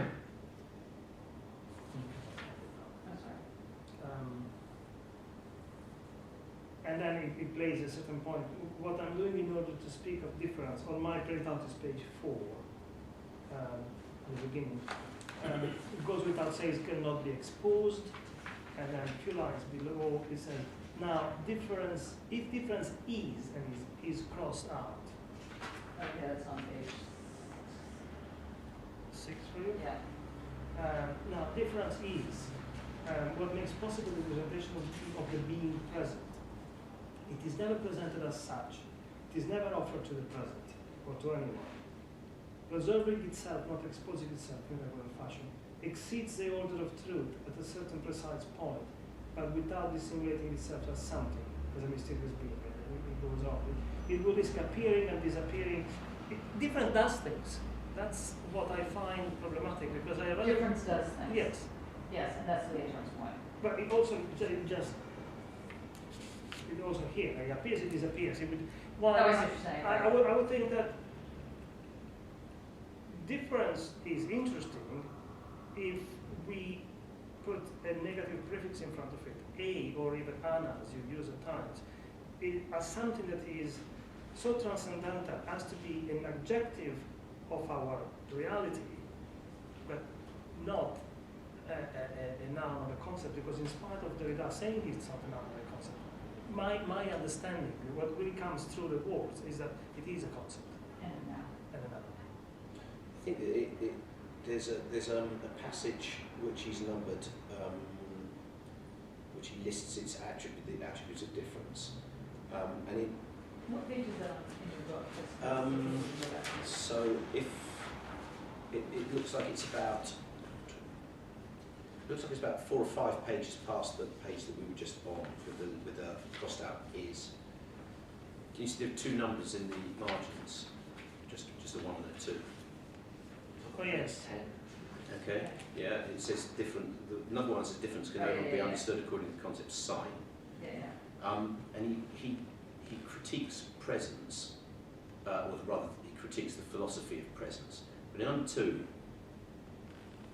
he says, and I appreciate the translation's a bit different, but it already appears that the kind of questioning that we are thus led back to is, let us say, the Heideggerian kind, and that difference seems to lead us back to the ontological difference. But permit me to postpone this reference. I'll only note that the difference as temporalizing temporalization, which we can no longer conceive within the horizon of the present, and what Heidegger says about the temporalization in Sein und Zeit, namely that as the transcendental horizon of the question of being, it must be freed from how the traditional and metaphysical domination by the presence or the now. Between these two, there is a close, if not exhaustive and irreducibly necessary interconnection. And that's perhaps a difficult passage to just kind of like bat off. And but how do you hear that? I heard that as he's setting up the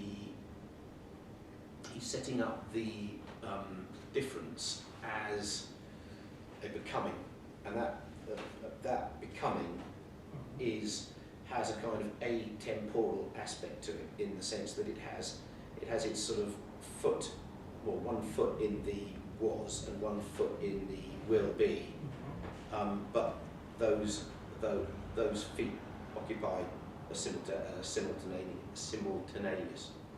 thank you, a simultaneous position. Yeah, that's precisely the same argument that Deleuze puts forward about eternal time cutting the present in 2 halves, and constantly splitting it and slicing it infinitesimally into past and present. And this is what the calls a trace. It's already laid out. Yeah. And your objection is, because you're right, so just push it a little further. Well, the objection is, well, firstly, that the cause of trace is already laid out. The always already of the coming to present of this world stays between a priori and metaphysical. Because if it is always already, and always already split in past and future,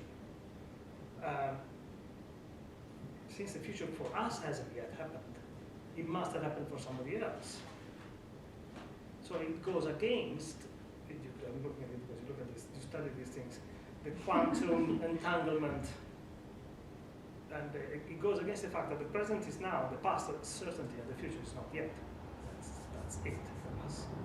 That's it for what Derrida is saying. But for him, instead, as for Deleuze, you also have we also there is also the other half of the equation. So the deferring, on the one hand, implies the becoming, both of which are the ing, is the gerund, Mhm. is the moving, is the ing thing that's happening. And as a result, it can never, A, be static, and B, get there. Okay, so there's no stasis. Mm-hmm. It's just the moving, you know, and there's never the end, you never get there. Mm-hmm. Okay, but it's the difference is then is the knowing that that's what's going on. It's the way in which one is putting this case forward, that that's what's going on. It's naming that as what's going on without calling it a name. So in that case, although they are saying they're not doing, they end up doing a totalizing move, but saying that that's what is what's going on, and that which is going on is the fact that there isn't a picture is going on, is precisely the critique of Protagoras, which is in the Differend of the We're very close to cracking this nut. No. But now let's just go back to what Barbie was saying. So the question of difference, or what you both were saying here, the difference, if it shows this violent cut, because that's one of the things that you're wanting to hang on to, Yeah. is sort of violent. Was that? Certainly in Derrida, with Derrida, yeah. Yeah, this violence of this. It's the violent becoming stroke deferring scenario, which are not opposite. They're saying different things, but they're making this kind of move. This always already scenario. So what you're suggesting is that in the always already of this trace, that is requiring that's bringing in a very specific notion of temporality, despite the fact that it's saying it's not bringing it in, which is a linear past, present, future. Whereas what you're suggesting Lyotard is putting forward in the Differend is that one breaks that linearity by suggesting that the surface itself becomes dimensional thickness. It has thicknesses, not as a temporal thickness, but as these positionality thicknesses. But the difficulty with both of them is that one, Derrida, ends up talking about this trace that then becomes the kind of echo of the violence that. I think it's speech. It's speech. It's yeah. speech, yeah. Yeah. Simple as that. Yeah. And Lyotard is suggesting that it's sexuality. Right. And Lyotard is going to make the argument that you get more mileage out of the sexual, or the kind of the erotic thing that may or may not be spoken as such, or speech. It's a form of communication, but the communication requires a different kind of violence. It is, or to put it slightly differently, it requires violence, but the violence is visceral, whereas in Derrida's violence, it is abstract, is what is the charge. But the violence confuses me because Well, we got one person that makes sense to it, and one for the Derrida speech is the echo of the setting in of writing, which is the positionality we are in. For Derrida, speech is the echoing of writing, which is the positionality we are in. Yeah. It's the dimension of our culture. Of our culture. Yes. Of West, of the West. Yeah, of the West. And yet we are saying, and it sounds, I know Lyotard less, but it sounds, makes sense, that for Lyotard is the sexuality, that the distribution of sexuality is this first dimension. Or maybe a different way of putting the West. For Derrida, the West is a Judeo-Christian monotheistic, yeah. monotheistic moment, whereas for Lyotard, it's pagan. And so they're having a different. Yeah, there are two sets that are not one bigger than the other, but they might overlap in big sections. Well, in the sense that Derrida is making a claim, and he doesn't just make a claim, he presents it as the argument, that this is not going to be recuperated in an ontological way. And your criticism is that there's no way that it can't be recuperated because it is so inherently theological, Mhm. that it can't escape its own comments just by Yes, saying that yes. it's going to. And in Lyotard's case, the difficulty is that in presenting it in a paganistic feature, while it presents, as a result, a pantheistic, or let's say, pluralistic theism, it's still a theism. So that neither of them are And getting so away Deleuze from. in his way does the same. And Deleuze also, none of them so far can break with the theological mood. And what I hear you're trying to do with Bataille is basically explain how the theological itself breaks with the theological. Yeah, and I think that it's to sort of tease out another distinction from what you've just said is that with Derrida, there's this notion of exchange, that there's the speech, there's a relation and it's an exchange relation. And I think that it's a lot of sort of questioning with the question of openness. But then I think that there's this, if you like, there's this Mausian idea, and in the Lyotardian pagan thing, I think it's kind of sacrifice, and perhaps sacrifice without exchange. And you know, I mean, there's the history that goes off there. But I mean, I think that the sacrifice without exchange works in a kind of general economic model, and that also conforms to the idea that there are proliferation of gods in pagan model, which perhaps have no limit. Mm-hmm. Whereas and also you could call them fractal, when you know you start to, the closer you look at something, the more gods you see. Mm-hmm. Whereas I suspect that, and I think this is quite an important distinction, that in the restricted economic model, which I suspect that Derrida is occupied with the exchange function, that although it's Judeo-Christian, it's not working within a monotheistic model, because I think it's not working within a monotheistic Judeo-Christian model, but within a restricted economy of saints. And I think that within Catholic culture and French culture in particular, there's a I'm going to call them a constellation of saints. I think the actual the collective noun is a congregation, but they occupy a certain pantheon, and they are positioned, and there's exchange relations with these saints, but there are a certain number. That number is the observational, subjective observational number, but nevertheless that's this kind of economic model. And I think that to understand the Judeo-Christian model not as monotheism but as a multi-part conversation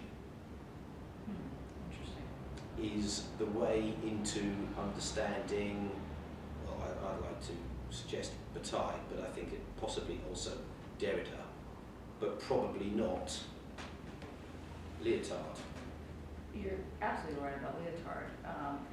I don't know about Bataille, but I'm curious.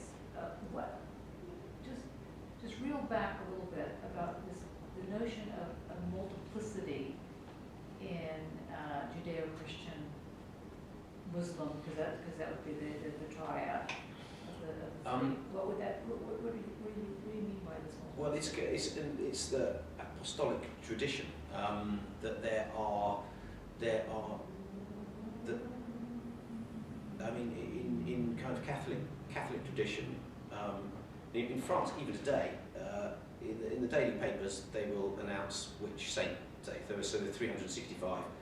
More, some of them. There are more saints, but they're formed. Each day of the year has each day of the year so has a name, which is the saints day. And these are kind of, I wouldn't say they're observed, but a French person will know that this is today is Saint Agnes, for whatever it might be, and Saint Agnes lived and died at a certain time, but had a certain kind of responsibility. And this responsibility is the basis of the conversation that you may or may not want to have with St. Agnes, and you will pray to St. Agnes, and that's how you have the conversation. You'll enjoy it.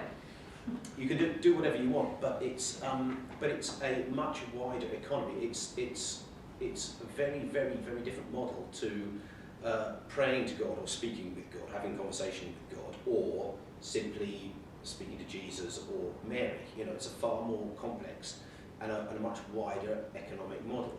But it is still a restricted economy because there are a finite number. I mean, it's very popular also in French culture, books of the saints, and children will have far greater recognition of. When you say it's a finite, sorry to interrupt, but when you say it's a finite number, I mean, but there are saints that can be sainted every day, so it seems like it's infinite.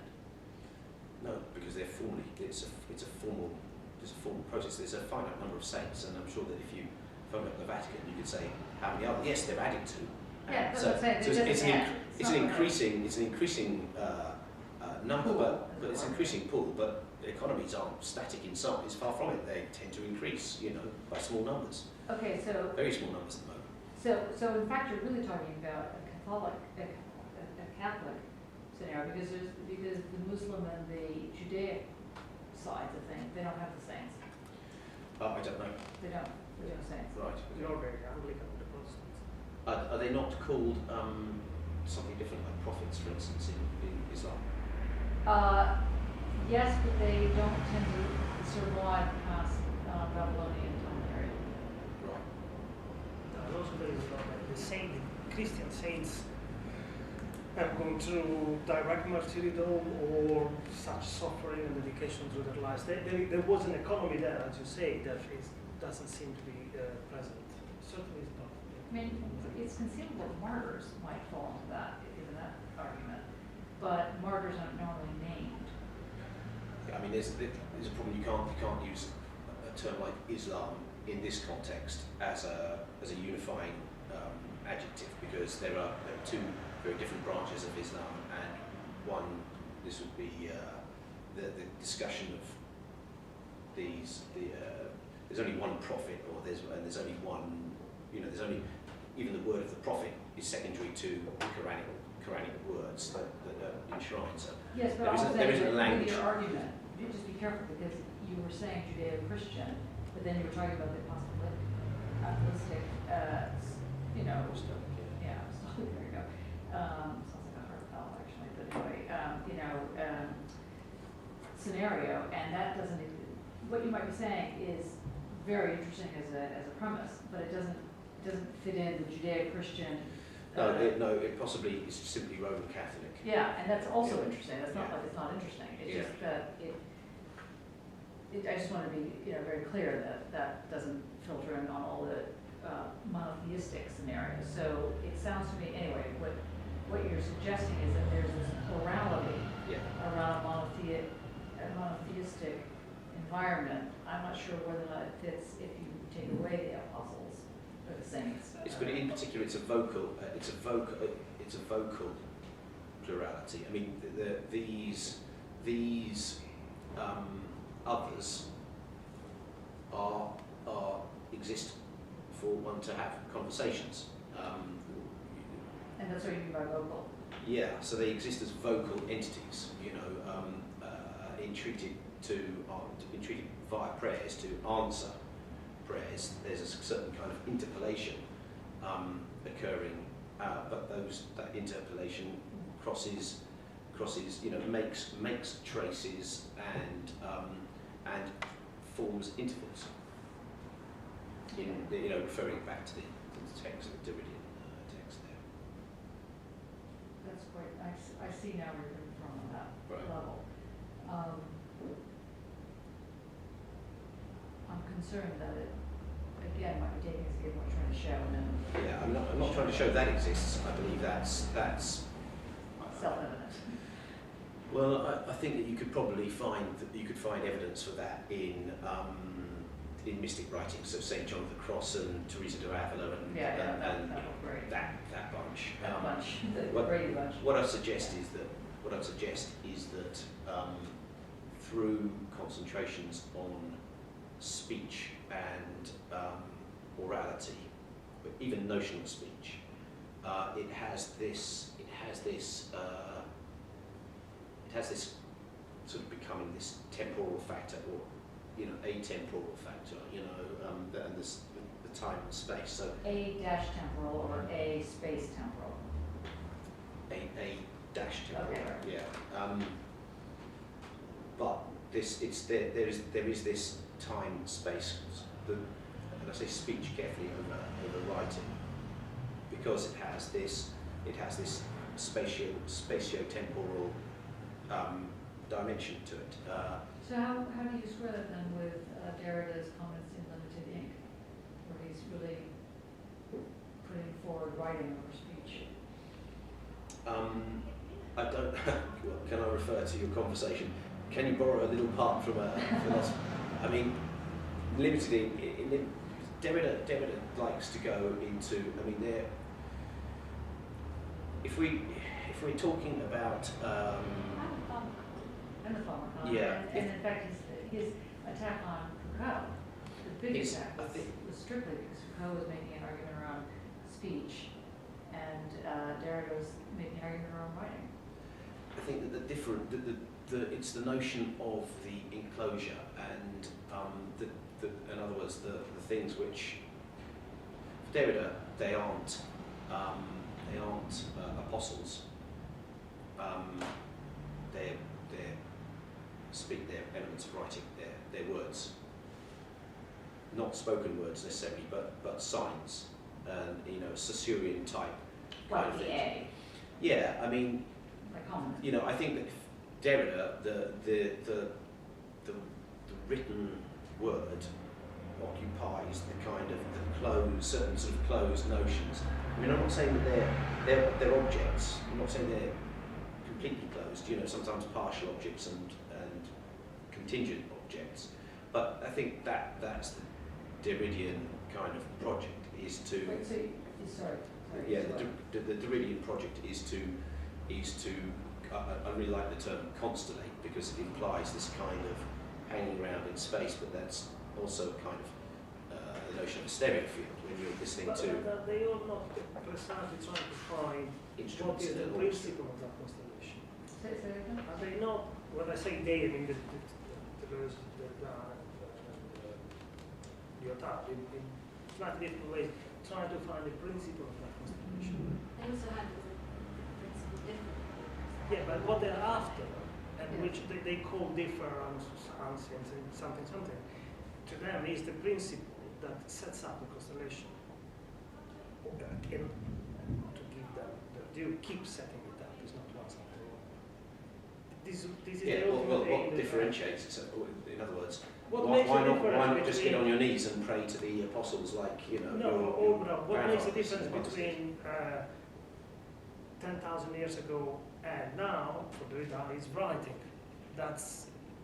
Writing is the constellation we are in, and the onset of writing is what has distributed our lives as they are.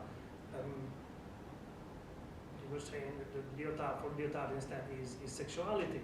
The way we understand sexuality now. Well, it's the economy of sexuality. The economy of yeah. sexuality. So that economy of sexuality, well, I don't know. I won't go there. It's too much. It's not even the economy of sexuality, it's the libidinal economy. Yeah. It's not like something. Is what distributes the constellation and so forth. That is fine. I believe I understand it like it at this point. And the very strong Heideggerian heritage is that these X, by setting up our constellation, at the same time withdraws and is always unreachable. And in this sense, it's supposed to be not a noun, or not a name, or a concept, because And in this sense, it's quote undecidable. This is where the undecidability comes in. This is where it can never be closed. because it cannot be fully described and named. When you say it, what do you mean by it? The difference, the whatever sets up. Because writing is not I difference. mean, I think The difference is that another dimension of writing, which is not the opposite of writing, but it is the fact that there was a time where there was no writing, now there is a time when there is writing. We do not have a cut, as Ian can exactly point out when conceptually. That Tuesday at 3:30, Well, writing came on. even if historically it would be possible, conceptually isn't. I think that here we are not dealing with linear time as the calendar time. Mhm. But in Heideggerian terms, I think that's an inframing. I don't think it matters that it didn't happen on Tuesday, you know, 1:15. No, precisely. You know, the process of inframing is. What they're then saying is that. Well, Sorry. The process of framing is like the coastline. Yeah.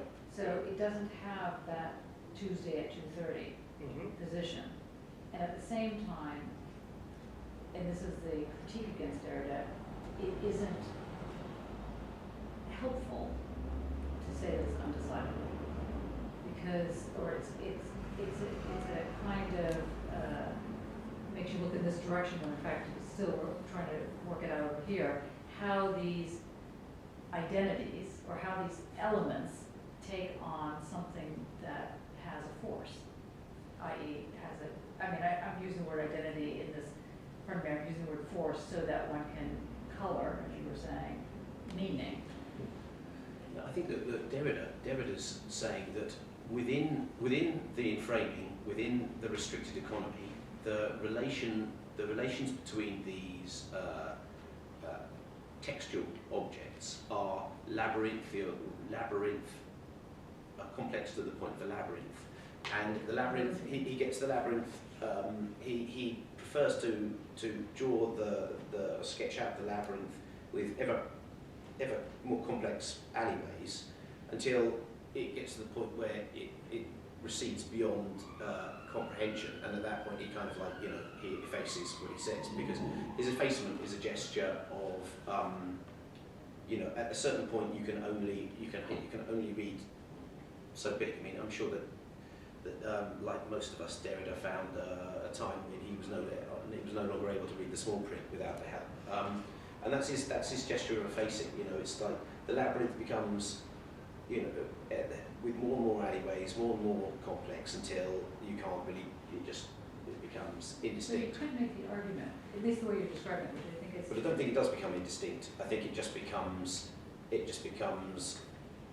infinitely But you complex. see, here's where he then doesn't get away from Newtonian issues, or he doesn't get away from even the very early Zeno's paradox.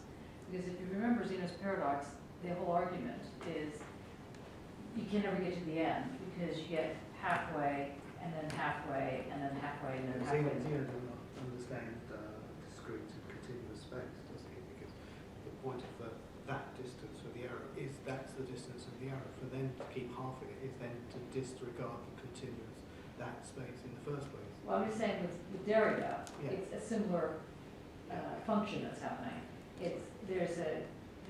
And he's not like cutting it in half, so I don't mean it like that, but there's a way in which the multiplicity of getting, you know, more into it, and like, you know, this kind of infinitesimal move that gets detail. And that's very clearly a Newtonian physics move, because it literally is the problem with what is called infinitesimals. So you get tinier and tinier, more and more and more. Yeah, I mean, I'm not sure it's important. I mean, I think that's why he effaces. It's not important. No, I mean, agree. I think it is Newtonian because I think it's operating within this kind of restricted economy. So I mean, I don't think he's breaking any laws. He's recognizing limits. Yes, I agree. And observing them. That's exactly the point. And so the question then is, does Lyotard do that only either badly or differently, same thing, with his notion of differend? Or is he putting it in such a way that you get into this fractal side of it, where you're not creating infinitesimals, you're creating basically Cantor sets, where, you know, you're dividing. It's a different, I mean, it's a longer argument, but you're dividing in such a way that you have an infinite set of possibilities that then create a repetitive form of set of possibilities.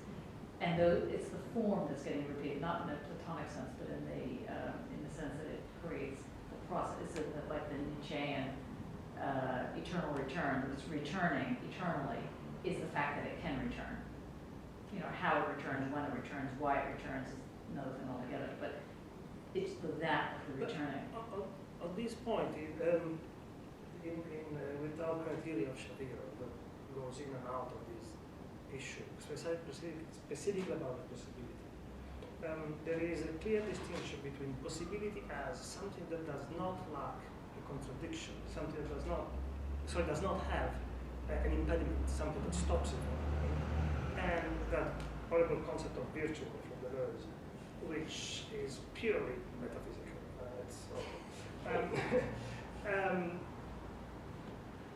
And in this case, something that happened just because it can return, it can happen, is an open possible, far more than something that is transcendentally residing somewhere else, but is actually just staying over here.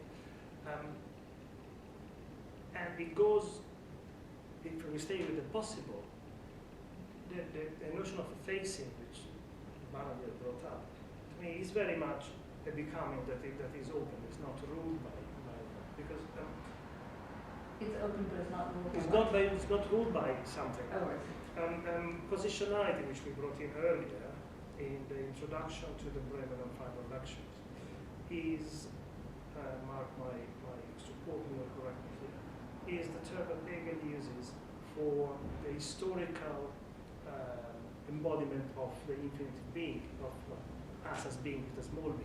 So positionality it is now, it is in history, it has dimension, physical, model dimensions. And it effaces itself and produces itself constantly. And big B being, essence, that is supposed to give it meaning and direction. For when it becomes difference, or difference, somehow wants to be as invisible as possible, but I still hear this echo. While if we speak of difference and the repetitive patterns that multiply themselves, and insist possibility and not equality, then there is a way out. Well, see, this is the question, because for Derrida, not for Derrida, sorry, for Deleuze, in his difference and repetition, he only understands then the difference as ability to repeat a pattern that's the same. And so the difference has to become set up in the mimesis of the move. Whereas what I think Lyotard is trying to do, but I think he ends up back in the camp of Derrida, which is why I wanted to have this discussion, is that what he's trying to do is get away from the linguistic form of semiotics and say there are signs, there are signifiers, but in order to understand this, you have to understand how the infinitesimal repetition creates oddities that can't be repeated, they can't have the same elements, so you don't have the same sense of violence, you don't have the same sense of defer, none of this can be the same, and for that he's bringing in the erotic to make it so that it can't be, so that it has to, has to be unique. There's a without being original. So he's saying there's a way in which this becomes a habeas corpus, and that the body has to be present in order for us to really get with the difference, really understand how difference is operating. And he's accusing Derrida of not doing that, of losing sight of the body.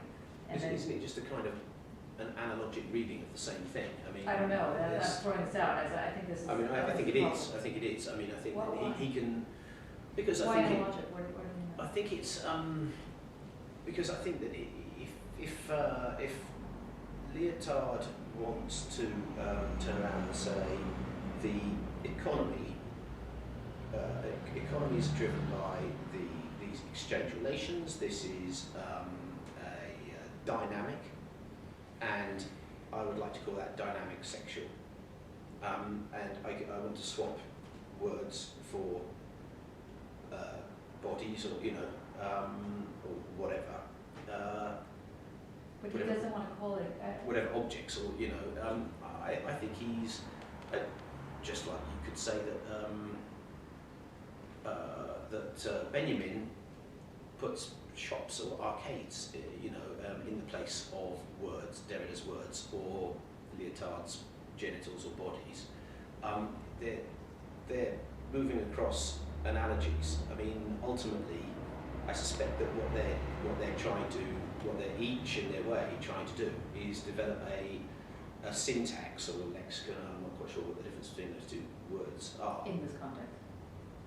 But a lexicon for their subjective interiors, or possibly objective interiors. But it's a language, it's a meta-language for interiority. Would you It speaks of then or make the interiority. argument that analog and logic are the same word?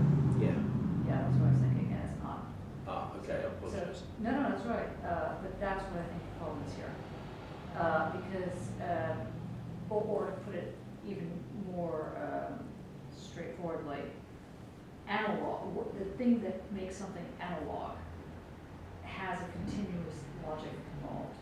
And the thing that is to say wider than the analog, let's say the algorithmic, is not following an analogic form.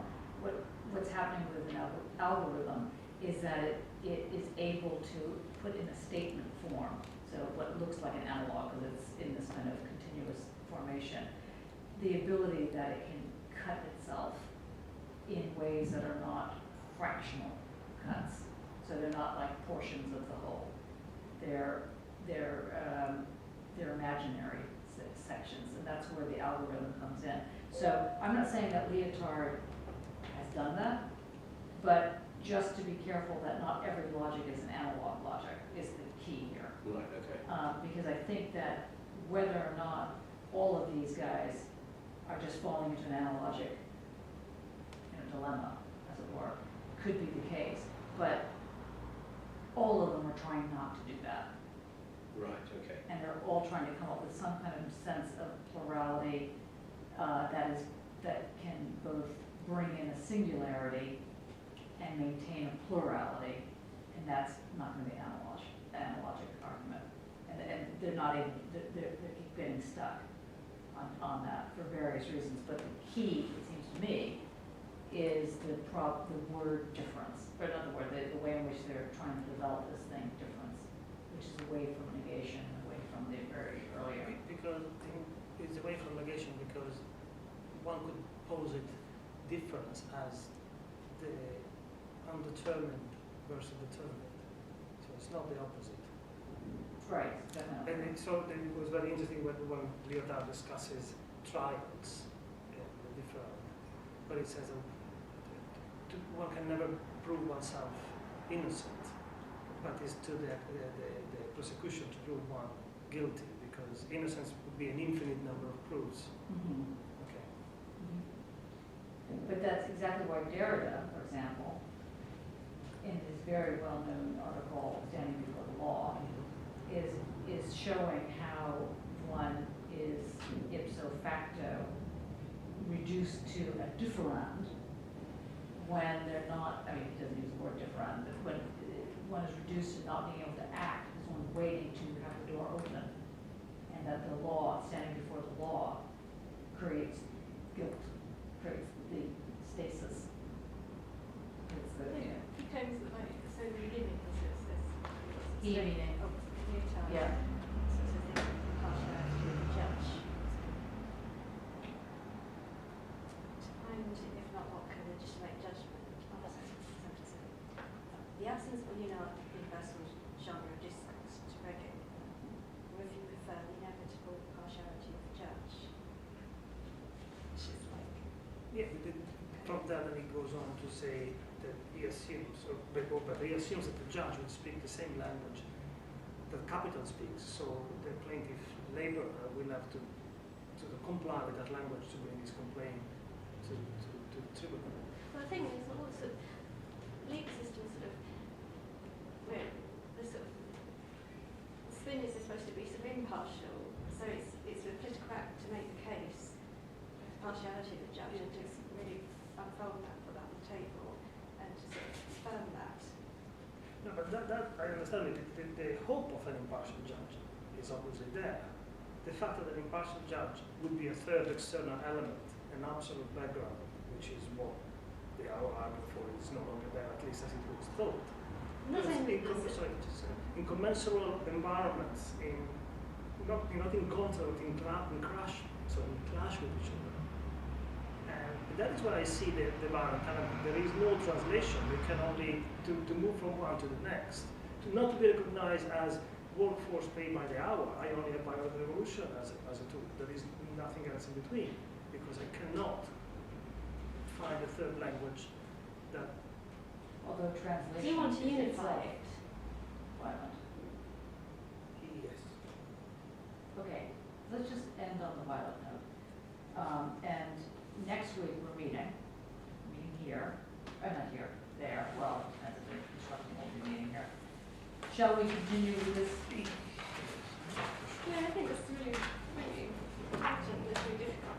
It's very This difficult. is well, it's kind of Yeah, can I ask everybody to take a look at both feature phenomena, the appendix, and the pharmacon, and that section on difference in margins. So we're all more or less, and have the text to hand, if you can do that. And then at the same time, So the species phenomena, the pharmacon. yeah. Actually, what would be useful as well is the introduction to margins on the tympan. Very important. So speech and phenomenon, which Well, the section you were reading, so that people can see, right, yeah. you know, that the appendix. it's called difference. So, And is it's- that written later or it was before? It introduces it, and it says, this essay appeared originally in the Bulletin de la Société Française de la Philosophie, number 3, 1968.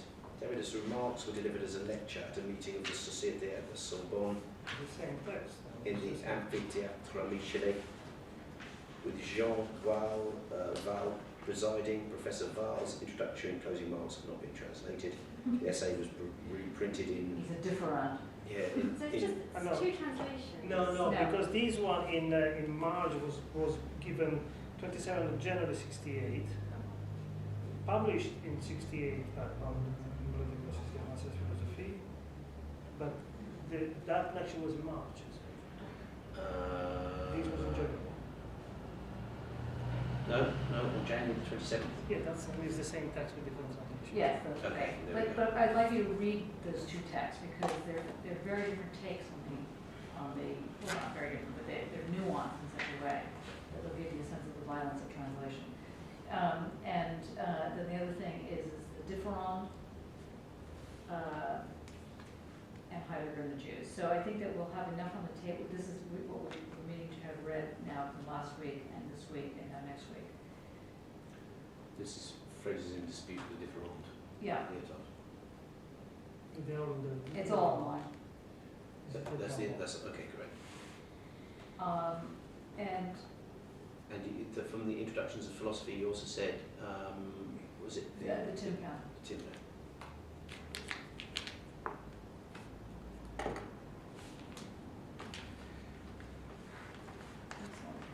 When we are saying that then translation is violence, then we are bringing it back home to art and why we cannot be directly spoken about or even more sterilized with discourse as in literary verbal. Yes. Now that I understand, I fully agree with. Does that mean that when you're disagreeing, you're not understanding it? At times, yes, at times, no, there are elements that when I still think that they are more theologians than they want to be. We'll get there.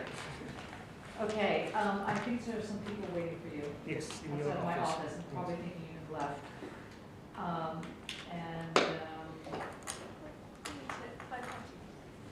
That would be, that's 5:30 is good. At 5:30, we're gonna have a quick meeting. Yeah, do we have anything? No. All right, excellent.